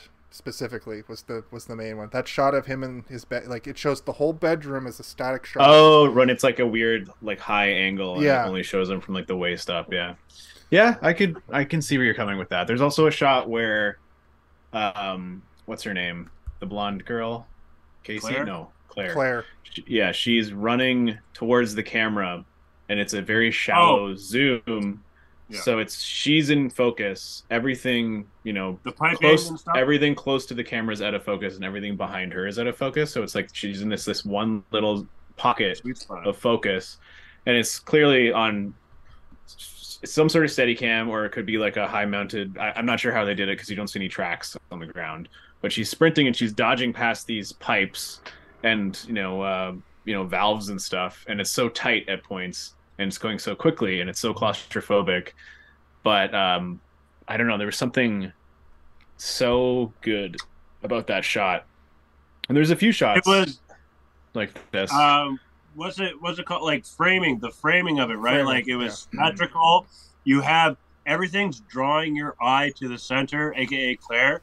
Like you said, the pipes, right? Like the little hallway or whatever it is. There's a lot of shots in this movie that are extremely dreamlike, especially the flashback sequences of when she's a little girl feel very ethereal, and those have a lot of that Wes Anderson sort of feel to them. It's got a very intense color palette, and it also is all shot very low. Like all the angles are very low. Because it's from her. It's all from her like point of view. Yeah, it's supposed to make you feel like you're looking up to the adults, kind of thing. And whenever they show her face, she's always very close to the camera.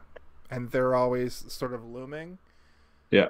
Except for the grossest part of the movie where he's like, "Let's go play our little game," and then you're like, "Uh-oh," and then he's got his shirt off and he's like, "I'm a beast." And we learn about like there's hints of what happened, and then it's right in your face what that uncle did, and rewatching it the other night, I was like, "Oh yeah, shit, fuck!"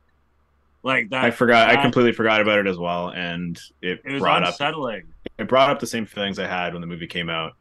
And there's something that a lot of B movies do that I find very cheap and very, one of these like very, very easy, and it's very sympathy for your main character. It's very unearned. And I think it is, in a lot of cases, despicable. I'll say in this movie's case, it's not as poorly done because he doesn't take it too far. But just the fact that that's the trauma, it seems like for a movie where they're doing all this super creative stuff with a mental illness that exists for real and doing all this interesting science fiction-y stuff with it, to take something, and DID, it affects I think something like 0.1 or 0.001% to 1% of people, the human populace entirety, which is still pretty high, but it's not that high. It's pretty low. The chances of somebody with DID going and seeing Split and being offended pretty low. But the chances of somebody going to this movie not knowing that this is part of the plot and being exposed to this plot point, it's like it's going to ruin the fucking movie for you. Much more common. Much higher. Yeah. much higher. It's very common. It's a very common thing that happens to a lot of people. And I think that that's a problem. I don't like it. And it's like you could have come up with 1,000 other things that would have traumatized her that she's had to deal with. Yeah. Right. It ties things up in a neat little bow as to why she is prepared for a situation like this, because she's dealing with it every day of her life, because her uncle ended up having to take custody of her after her father died, which insinuates to you that she's been dealing with it up to this moment. She's continuously been dealing with it since her father passed away. And so she's prepared for a situation where she's being held against her will in a situation that is dangerous and that she has very little control over, and she'll know how to manipulate people to get out of these situations. It also shows why she's so capable with a shotgun. And, you know, it does, it has a job to fulfill within the movie, but for me, a little bit of creativity, they could have come up with something else that would have given her that preparation that she needed for the situation, that didn't involve bringing in a very real thing that affects a lot of people, that is traumatizing. I don't disagree with you. I don't disagree with you at all. But to kind of add on, so like, yes, I agree with what you're saying. Absolutely. On, for lack of a better word, the other side of that coin, as terrible as shitty things are in life, whatever they are, sometimes good can come from it, which is what I took from that. And I'm not trying to downplay the seriousness of... Yeah, I don't think that this is the movie to do that. Like that. What I'm saying is that the idea behind this movie, it's a comic book movie that is an origin story for a supervillain to meet up with a superhero within the same universe. Right. That's probably not the venue to deal with this type of traumatic experience, right? Gotcha. I understand what you're saying, but there are times when it's appropriate to do that, and times where it's like, you're just doing this because it's the easy option. And gotcha. Okay. See, because I thought that she was gonna deal with some shit in a way that was like she was in with the wrong crowd, or since she is sort of an introvert, invisible person, she had to deal with something a little bit less like unnerving than somebody very close to you being a sexual aggressor like that. That was a tough pill to swallow, and I think they could have just had her just have a shitty home life, and the flashbacks could have been more like just an asshole drunk even. It could have been much more vague. Who could have shown, instead of showing straight up, like almost showing a straight up sexual assault against a very young girl, they could have had this like shitty dad or this shitty uncle who's like throwing beer bottles at her and exhibiting similar like unnerving things. But I think going so far as to make her uncle this like it was disgusting, and I think it could have been toned down. It's very off-putting, and I think that you guys understand the point that I'm making, and you agree with it. Yes. I don't think we need to dwell on it for too long. It's something that, like, it could have been anything else. And, like, the fact that his trauma is born out of, you know, like, his need to compartmentalize different personalities in order to survive his situations.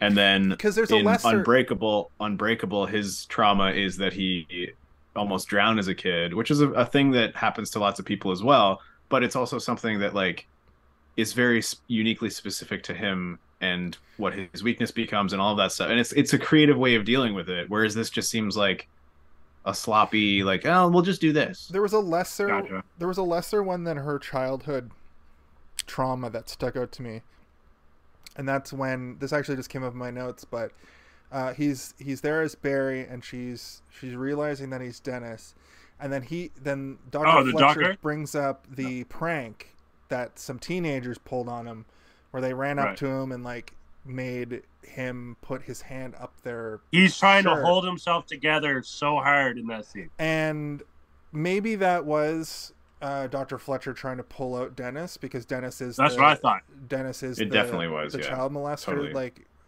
but at the same time, I feel like that's another one of those, like, it's kind of intense. It's like kind of an intense thing. It is, but movie. It's also like the way it's also so strange, right? Because like during that moment, I was half expecting her to then say something along the lines of like, "But we both know that was just the story that you told, and we know what actually happened." And then I thought it was going to devolve into something where the Dennis character is also like, you know, creeping on people and doing horrible things, but that didn't happen. And I'm like, okay, so what was the purpose of that other than to like resurface trauma, I suppose? But it also seemed like needlessly. I think she's trying to instigate a reaction out of him because she. I know that, but I didn't like think it about could have that been again. It was could have been anything. The specific nature of the story is what was off-putting and weird to me. Where I'm like, why wasn't that the story? Like it could have been anything. They didn't have to make it two teenage girls randomly come up to a custodian and like stick his hands up their shirts. Like that's seems like a really weird prank for some teenagers to do.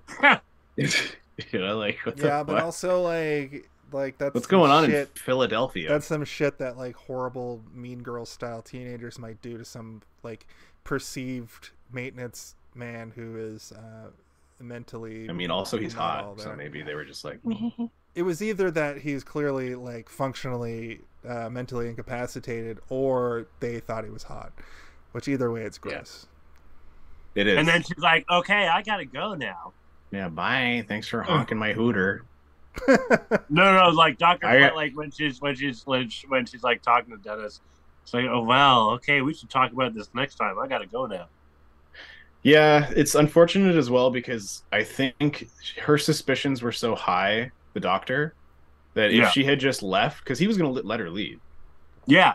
Because Dennis, I think in that moment, Dennis was realizing that Patricia was controlling him and the Beast was controlling Patricia, right? Like he was also being controlled by the Beast through Patricia, and he was scared and he knew that she could help him.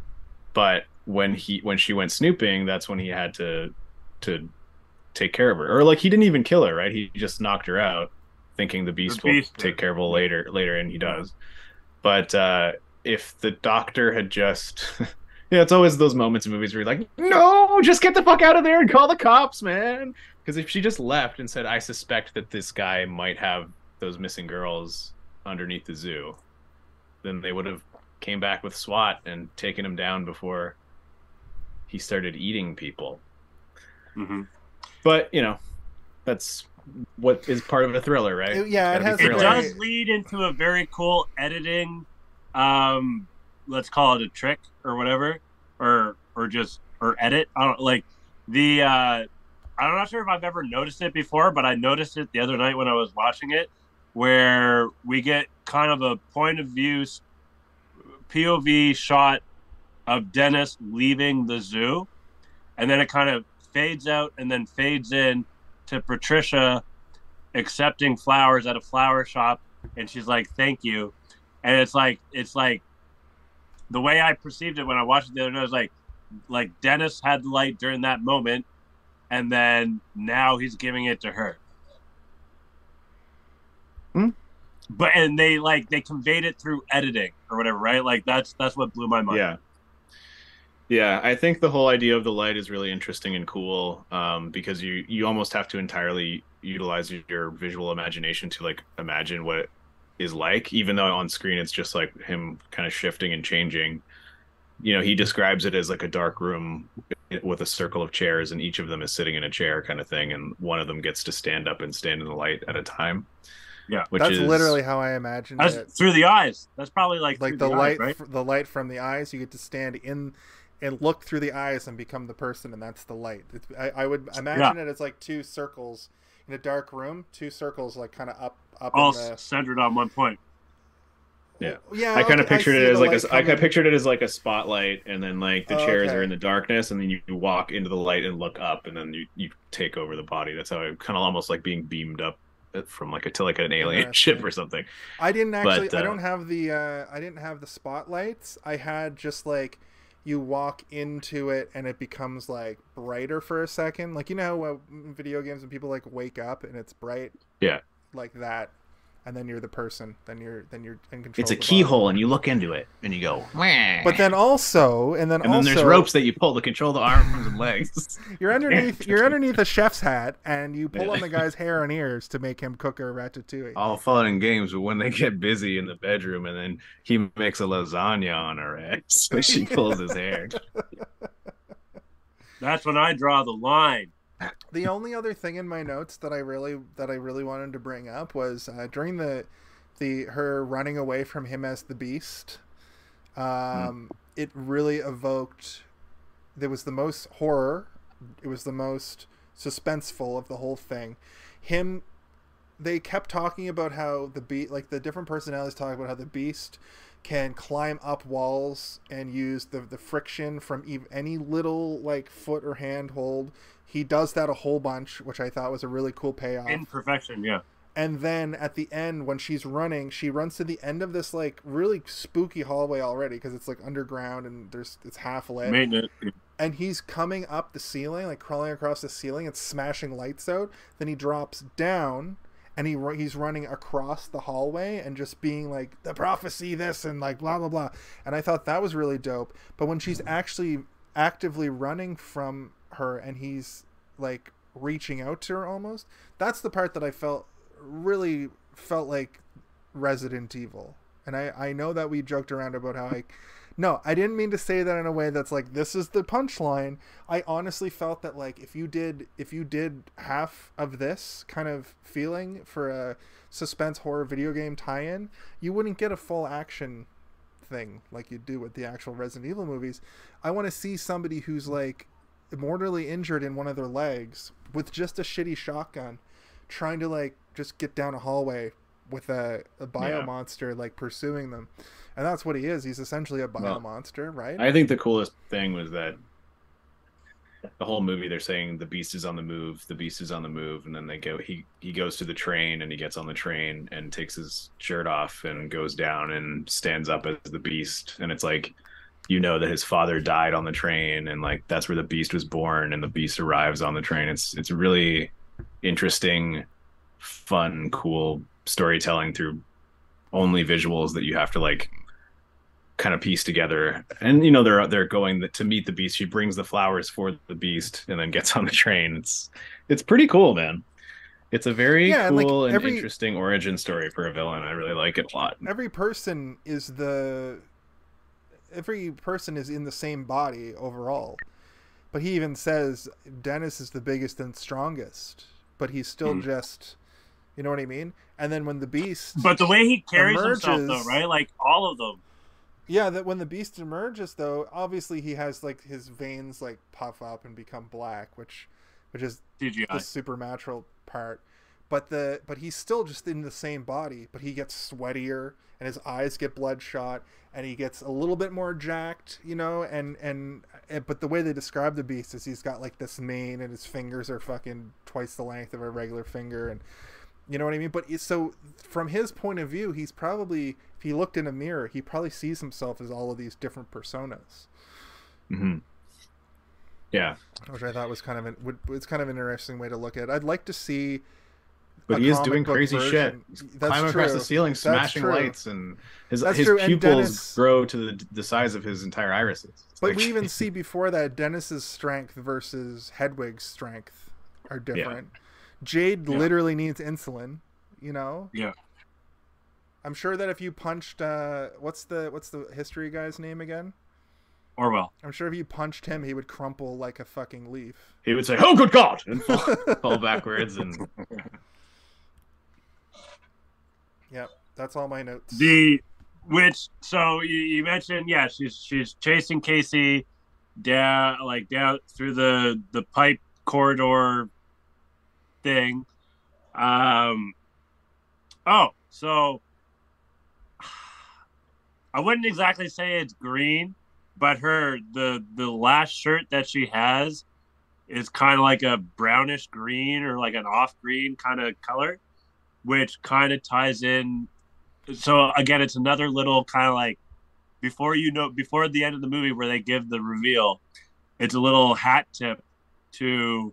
So David Dunn had a green poncho, right? Okay. She's got a green tank top or whatever. It's kind of like ties in.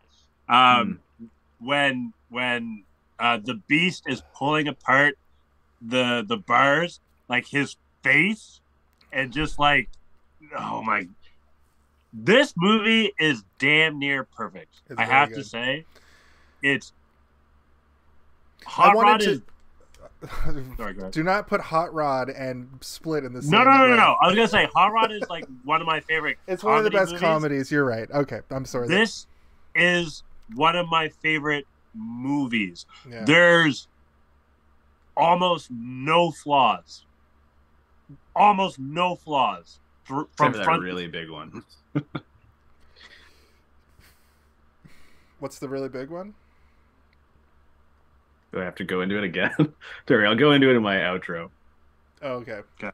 The other, just one last little thing I wanted to mention was the use of Casey's many shirts throughout the movie. You can almost, if you were to see this movie on TV, or if you were to walk into a room and just see her, you could pretty much figure out at what point in the movie they are, because she has a different look, right, almost at every point of the movie. And I really like that, because he even says to her at one point, I think Hedwig's like, "You wear a lot of shirts."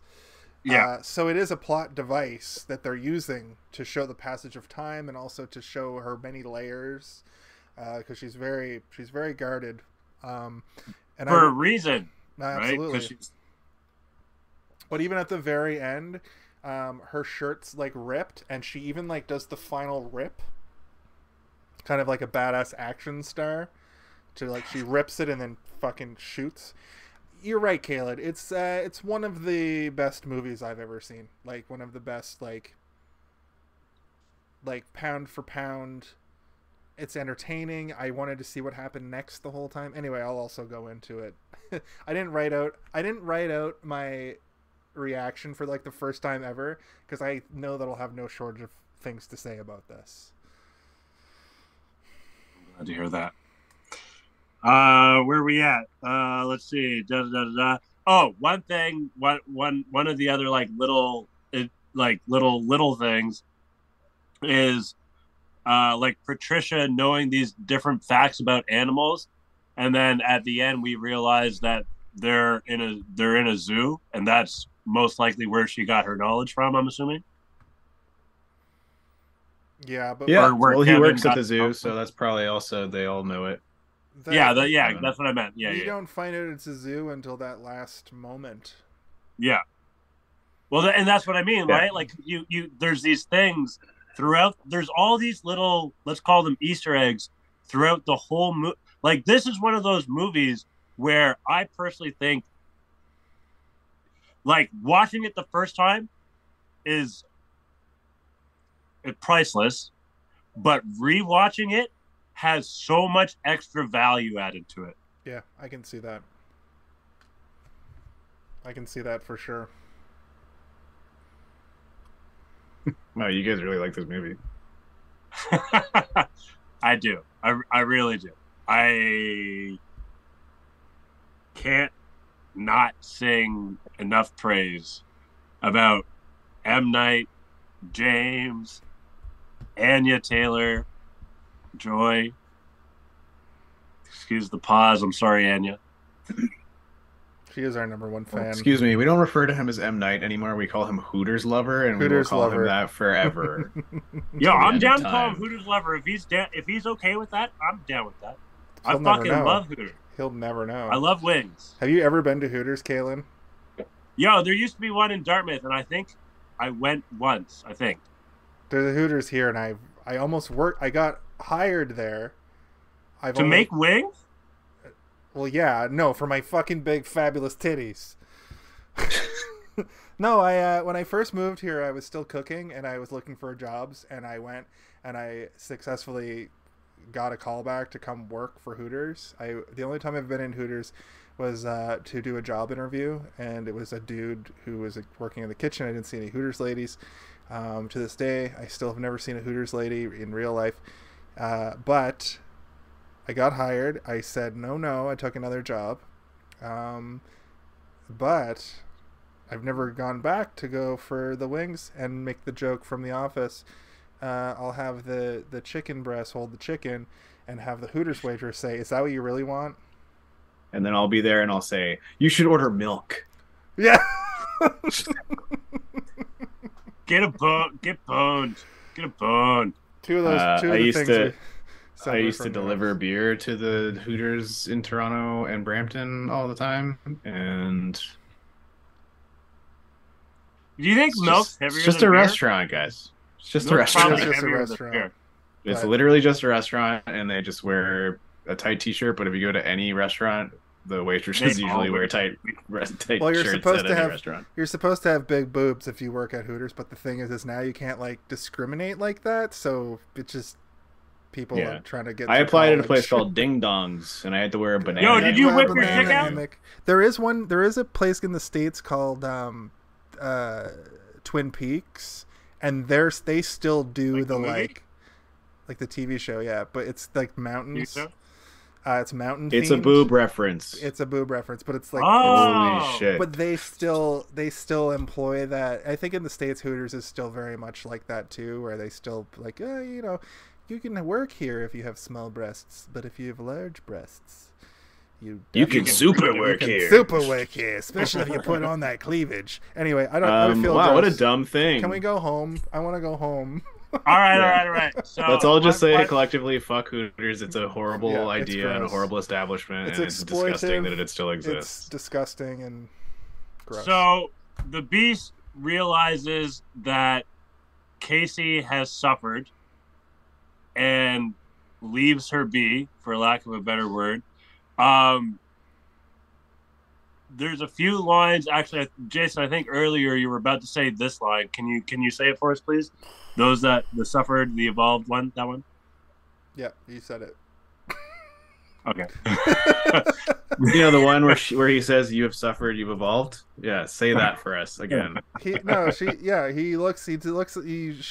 she rips off the rest of her shirt, she's got cut marks because she blades herself, obviously, and also probably scars from getting assaulted by this weird beast uncle who his favorite game is playing beasts. He hated every moment. Oh shit.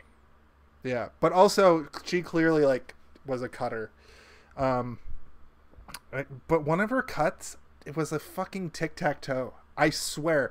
Go back and look. I'm pretty sure it was like a hash mark. I don't know if I've known people who have had done fun that with, to themselves. Never mind, and that's a bad joke. They don't. It's not. They just do it because they like the feeling of it, and they'll do tic-tac-toe. Yeah, it's not like they do it at the same time. They'll do like 2 marks, and then they'll do 2 marks the other way another day. The broken people are more evolved, and so she's pure at heart, which means he sees all the cuts and he just leaves her alone and just disappears into the darkness, even though he's got fucking multiple gunshot wounds.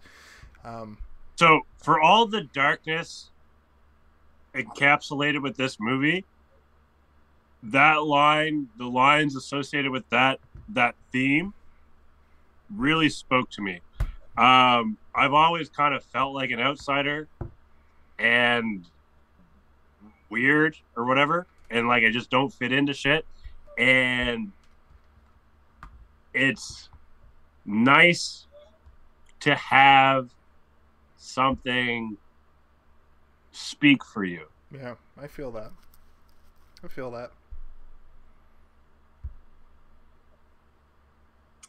So I guess that brings us to.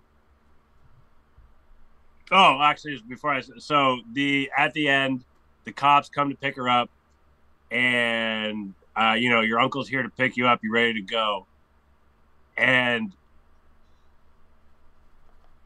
the way I interpret it, she has this look where she's finally ready to speak up. Yep.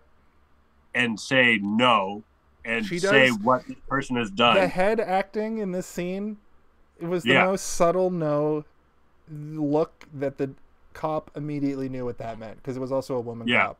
So they had a moment. All cops are bastards, but like in this moment, the cop knew, and I feel like it's a vague happy ending, where we don't know for sure what the next thing that happens is, but I like to think that now because she went through this tumultuous experience, she was able to speak up about her horrible home life and get him put in jail. What we do know in reality is that victims rarely get their comeuppance. People who do victim-y things, people who... Sorry, 1 second. No, that sounded wrong. People who are awful, who take victims... People who victimize people? Victimize, thank you. Sorry, Steve. They rarely ever get their comeuppance. I fear that the reason why it was left open like that is because we can go like, oh, obviously she told the cop that her home life is bullshit, but then the reality is that a lot of times people with those kinds of home lives don't actually get any sort of justice, and she probably just had to keep persevering through horrible nonsense. Okay. Good thing there's another movie that we can find out. Spoilers. Well, I don't think we actually learned about that part of it. Spoilers. But... No, I don't think so. I don't think so. Please. Jason, please. If we can't watch it together. My final thoughts. Okay, so I really enjoyed the movie. Maybe on this little podcast, this little thing that we do. Jonathan Split was a man who had 2 to 20. Before we get into our final thoughts, do you guys have any other notes that you would like to discuss before we sign off? I have no notes. So I thought that this was a lot like Final Fantasy VII, and I'll tell you why. You're supposed to yell like, "Oh no, don't do that!" I laughed inside. We were supposed to do that. Oh shit, I didn't know. No, I didn't read the script for this week. This one was nothing like Final Fantasy. I didn't get the memo. This one was nothing. Did you get the memo? I'm gonna start sending memos when I want to do a bit. You know what? Maybe you should. Oh, also, I got a question. Did James get paid for each character? He probably didn't. No. He probably just got like... He did not receive 24 paychecks. Yeah, but what if he did and he got paid the same amount for each character? He'd be the highest paid actor for a single movie in the history of film. Right? Actually, there's a funny story about Deep Roy, the character actor who played all the Oompa Loompas in the Charlie and the Chocolate Factory remake. The Tim Burton one? Yeah, where the studio wanted to pay him like $10,000 or whatever, and Tim Burton was like, no, we're paying him $1 million because he's playing 100 fucking Oompa Loompas, and there's no way we're paying him. And also, Tim Burton was like, $10,000. What the fuck? It's also Deep Roy, who's been a fucking character actor since the 70s. He was in Royal Tenenbaums, right? Wasn't he? Is that him? No. Sorry, my apologies. Better apologize to Deep Roy. Yeah. But I assume he didn't. I will personally sign a petition. He should get paid for each character because he's an actor. You don't get retroactively paid for movies either. This is unless it's like No, but you get paid for your role.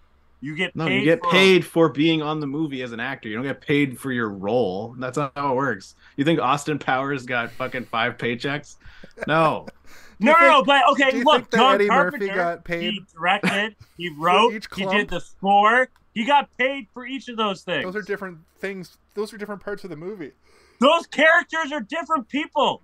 He is transforming into Caylen, a different I gotta person. tell you, this is stupid. I hate this is fucking stupid. I get that it's a bit. It's funny as a bit. What I'm trying to say but is I can't he's tell awesome, if you're serious or not because he you've been drinking. He deserves to get paid 5 actors. We just lost 3 viewers. We actually did. We were up to 5 Did or we 6 actually? people, and we're down to the original 3. We lost 1 viewer for every time you said James McAvoy should get paid for every single character he played in this movie. Luckily, we're ending now, so. Well, we are. Thank you, everyone who's been here along the journey. And thank you for everyone that has come to check out this journey later on when it gets uploaded. Let's conclude tonight's episode with our final thoughts. Jason, would you do us the honor? I would love to. Split is going to stick with me for quite some time. Everything from James McAvoy's incredible acting, I agree he should get paid for every role. He should get 24 paychecks. He should get a double paycheck to play the Beast, actually, because that was the best part. Of course, I'm kidding. That's just a bit. But I will say that each one of the roles, we didn't actually see all 24 roles. So I'm glad that we got to see a few more, like later in the movie when we saw the videos and Jade actually comes out. And then we get that scene where they're like all arguing with each other in the mirror. That was dope. I love that kind of stuff. The Can we speculate what other personalities he might have had? Any funny ones? Well, there's probably just like a bro who's like there's one who's like, he's like an airline pilot, and he's always like, well, I think we're at 40,000 feet now. And... No, you know who there might be? A train conductor to make sure the train doesn't crash. About his actual life. All aboard! Tickets, please! There was tickets here! Got those tickets here! There was a florist. The florist who sold him the very flowers he was to leave at the... Yeah. He knows the fashion right designer come into that. Anyway. I really just wanted a slightly effeminate man. Yeah. Barry is also a florist. The cinematography in this movie was like really good for like a lower budget film. I really enjoyed some of the framing and some of like the scene that you were talking about Claire where she's coming down the hallway, the Resident Evil shot, as I like to call it, from when she's like just escaping a monster. Some of the like really spooky, like him in the dark, and you don't really see you don't see a full figure. You just see figures. All that kind of stuff makes me just want to keep watching. None of it was boring. I saw the runtime as 2 hours, and when I see a 2-hour runtime, I'm like, oh, for fuck's sakes, is it going to be 2 hours of like, I want to see what's going to happen next, or is it going to be the first 25 minutes are like, this was interesting. Then they hit. I can't wait till one day, Jason, when you don't look at a runtime and go, oh, fuck me, and just say, okay. You're right. Dex Durden is here. By the way, Dex Durden just dropped a little truth bomb. I think John Malkovich made like $2.6 billion on being John Malkovich because of that multi-part rule. Okay, Dex Durden, that can't. So I was right. You can get paid for your multiple parts. This man came in here and said $2.6 billion. Yeah, that's a lot of money. I think he was making fun of you, Caylen. God damn it. But at the end, nice to see you, Dex. It's good to see you back. Please come back all the time. We get to a point in this movie where I'm actually sad to see it end, quite frankly. I'm glad that there is another movie in this series as a whole, but I almost feel like it's a bigger reveal where you have a movie from 2001 or 2002, I think, is Unbreakable, and then fast forward to fucking 2016, and then it's revealed in the twist, like almost post credits as they're known now, and they were then, because it's fucking 2016. The MCU had been out for 6 years, and it's boom. Yeah. After he says sequel. Mr. Glass, it goes dun dun dun dun.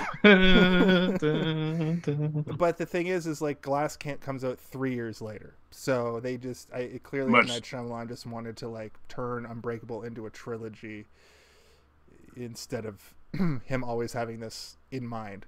Anyway, all that said, I think he wanted to make a TV show actually at one point. That would be tight. I would watch a TV show. I want to know about all the other weird heroes in this world, because there's clearly more.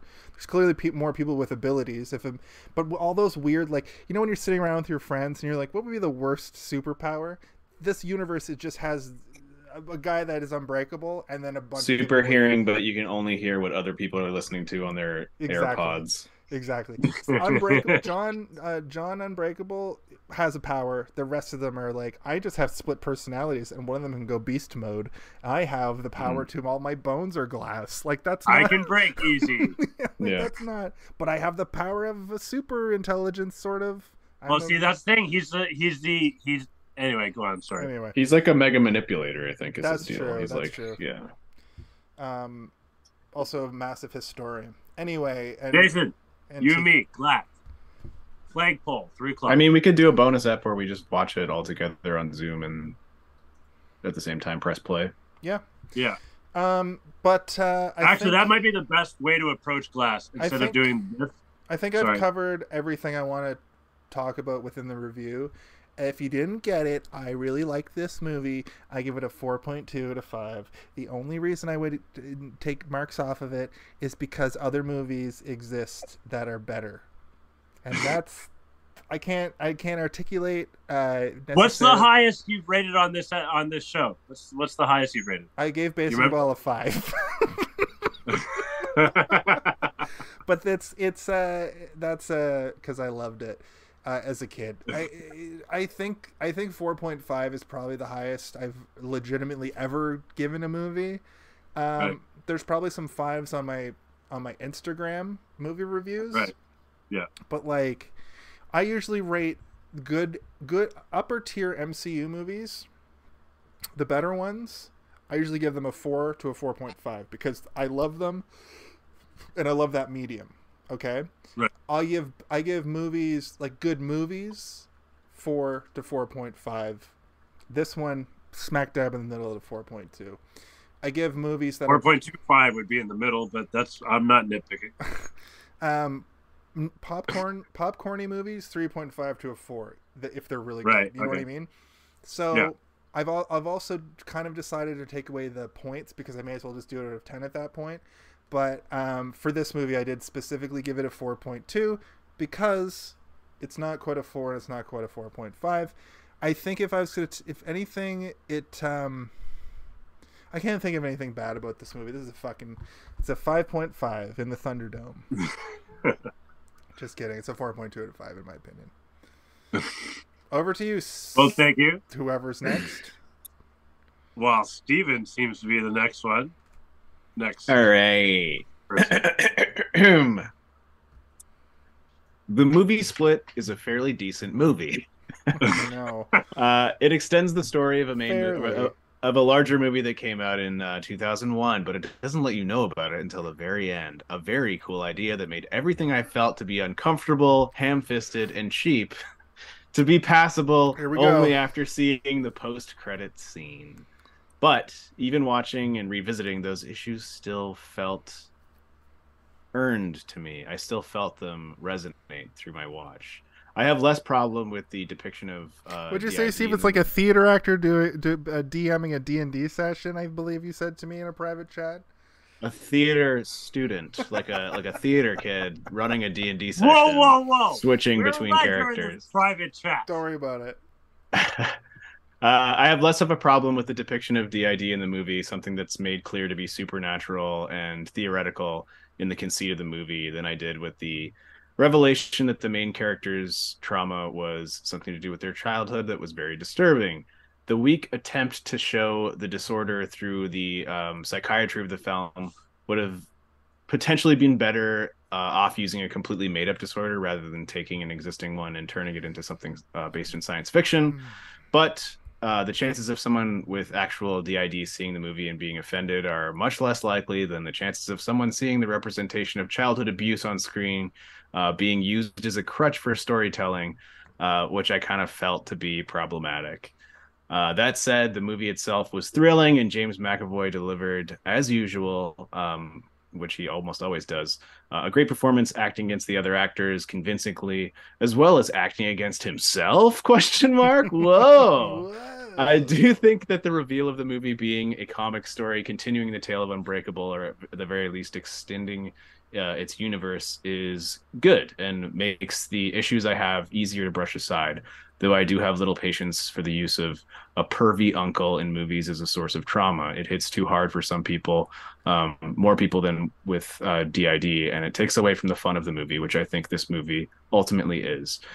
It feels cheap and mean and ultimately unearned, coming across as a shrug in the writer's room. How do we wrap this up? She needs to be traumatized too. Okay, what's dramatic? I don't know. Let's go with one thing that everybody will feel like they want to barf in their popcorn bag about. All of that said, this movie is good. It's a compelling and complex yet somehow simple story that has you guessing what's going to happen next at nearly every corner. It acts as an interesting and original origin story for a villain in a universe we are familiar with. I think it's good, but I would also say that it's a B-level thriller, something that even M. Night Shyamalan thinks it to be. So I'm going to give it a B-level rating. Its rating is a B, a straight-up B. 19 personalities out of 24 personalities. Caylen, before we go back to you, I just wanted to say that on Steve's note, I would say that Unbreakable feels like a superhero Marvel-y kind of a movie compared to this, which feels like when they make a Joker DC movie. No, not that bad, but more so like the television program Moon Knight, which basically has nothing to do with the MCU. It's its own thing, just happens to be published by Marvel. But they keep mentioning, or they not even keep, there's a couple small mentions. Actually, a better I have no idea what this analogy is meant to accomplish. I don't think I agree with anything. Well, let him finish. He's gonna finish. Go. Sorry, Go. Moon Knight's a bad example. What I'm talking about is, more specifically, is the Netflix Marvel shows. In Jessica Jones, she says that big green guy, and the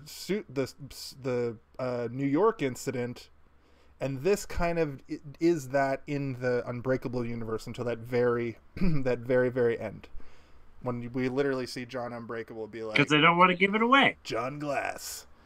Actually, on that note, for Jimmy the test Glass, man. For the test screenings of this movie, they kept out that last. They kept out Bruce Willis's thing. Well, then it's just they didn't want those people to go blabbing it to their friends. Yeah, exactly. But also, then that makes it basically not in this universe. Besides, well, see, I'm wondering how I would feel if I didn't see that last scene. Now, when I heard that, anyway, right? Yeah. Sorry, I just wanted to bring that was just a thought I had. Caylen, what's your final thought, buddy? Oh, who, me? Yeah, you, brother. Yes, you. My final thought? Oh my God. Well, let's see what I have written down here. Thank you for writing it down. It's like that note that she wrote when she was on drugs. It's all fucking crazy. Say his name. So you guys spoke to some of the stuff I already wrote. One thing I will say is this movie did not have any lulls for me. I was engaged. Why are you laughing? You just pronounced lull as lol, yeah. And it made us laugh. It made me lol. Oh, okay, perfect. You start your final thought with, I didn't laugh out loud at this, so... Yeah, I never laughed once. Yeah. In this horror suspense thriller. Well, so to that point, this movie had a few things within it, right? It was a suspense thriller, a little bit of horror, right? It had a beast, comedy. Had a Hooters lover. It had everything. Right? It did. No, but it did. It had a little bit of everything in just the right amount, the right way. It flowed. I was engaged the whole time. There was never a point where I wanted to go look at my phone. Like there's movies where sometimes I lose interest and I'm like, and I don't even want to. Like when ideally I want to watch the movie and watch the movie. I wanted to watch this movie like front to back, and I still do, and I still will anytime I put it in. We talked about the acting. I'm just going to verbally say, you know, hats off to everyone involved. James McAvoy, Anya Taylor-Joy, Jessica Sula. My apologies for mispronunciations if I am. Haley Lou Richardson. Haley Joel Osment. Betty Buckley. Sebastian Archilles, maybe. You're gonna go through the whole credits. Yeah, you better hit Hooters Lover. There's soon, only I'm 5 or 6 Hooters people. Lover. I'm not But they all did very well at their part. And you know what? Hats off to M. Night for writing and directing, in my opinion, a masterpiece. There is. Wait till we talk about Glass. You're gonna be calling it a Glass-terpiece. Hey, don't get me started on Glass. I want to talk to you guys about Glass, but we'll save that for Glass. There is basically no flaw that I can pick out of this movie. The only little nitpick that I can kind of say sort of, but they might even try to have done what I thought they should have done, is at that one of the early scene when they're going to the car, and you can see the reflection of the camera operator's legs. On. Whoa. They could have made his pants dark gray like Dennis's pants. Right? Is an easy thing. And maybe they were, and it just didn't look that way in the reflection of the car.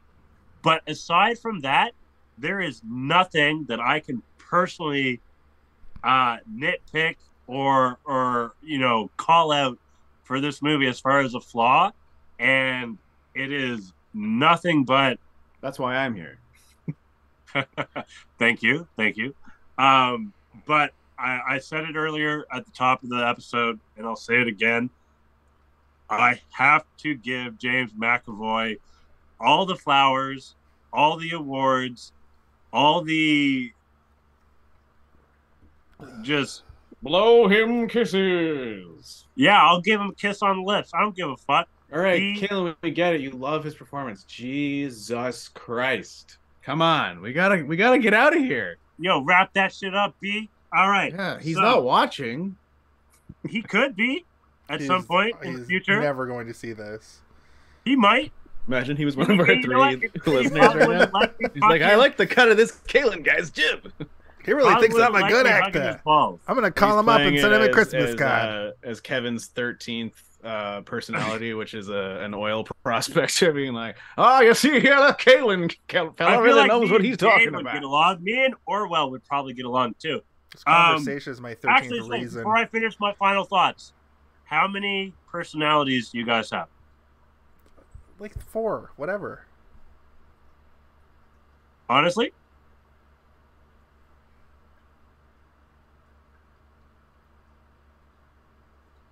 I mean, in a conventional sense, everybody has like a bunch, yeah. Well, I have one. Well, I have one. That's me. what I'm asking. I don't. That was a joke. That was a series of jokes. I don't claim. I don't have any. I don't have any multiple personalities. I do have different moods. I guess I do have different moods and personalities are not the same thing. Exactly. That was like being hangry is not a personality. You're not yourself when you're hungry. You become Danny DeVito or Joe Pesci. No. I have one personality. I don't have any sort of. I'm not even bipolar. You know what I mean? Also, they're identities. They're not personalities, guys. Right. So, okay. So I'm going to wrap up my final thoughts. One thing I'll mention is I don't recall hearing the movie title throughout the movie, but at the same time, I found myself getting immersed in the movie so much that I forgot that. Like I forgot to take notes sometimes. Me too. I forgot about that. There's a moment where the dad character, he gets up after getting hit in the head and he goes, I got a splitting headache. I'll count that. I'll say something about this. I'll say something about the title of this movie. I had to there's not on any streaming service that I could find, so I had to use alternative means. And when I searched it up, it's on Netflix. It's also in my hand. It's not on Netflix. That's where I watched it. Oh, fuck. I stole it by accident. I just want a pirate. I'll steal it. Yarr. But looking it up, when you type the word split into a search engine, you're going to get 99% pornography because of the title split scene. I have a parental control on, so I didn't actually look at nudies. No, I had to filter.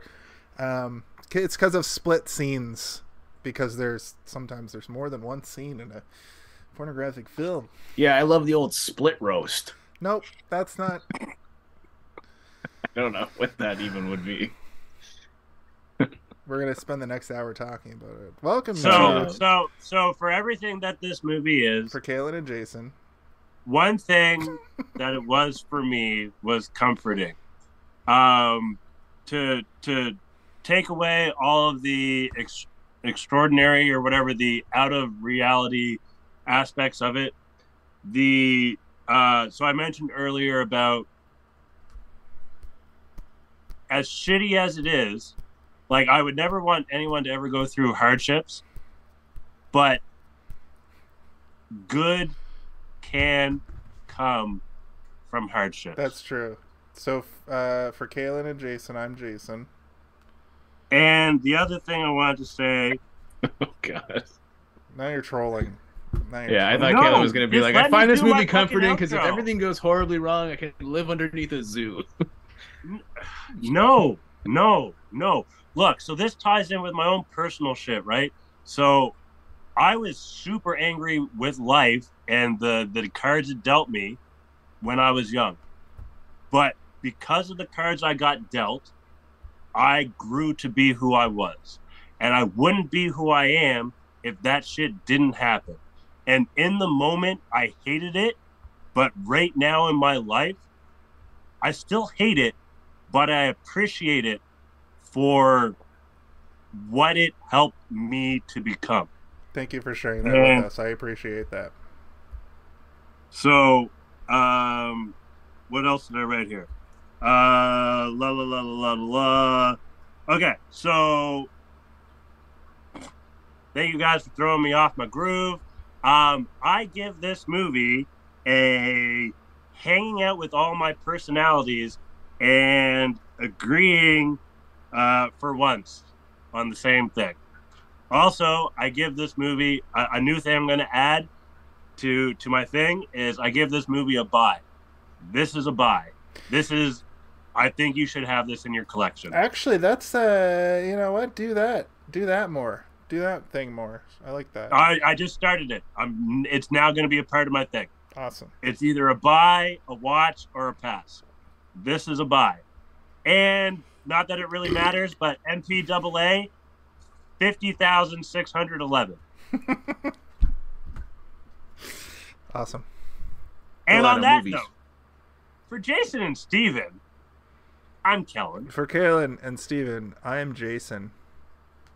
For Jason and Caylen, I'm Steven. Hey, did you see this one? And we just gotta ask. I just said mine. Hey, did you see this one? Did you see this one? You just said yours. Hey, did you see this one? Did you see this one?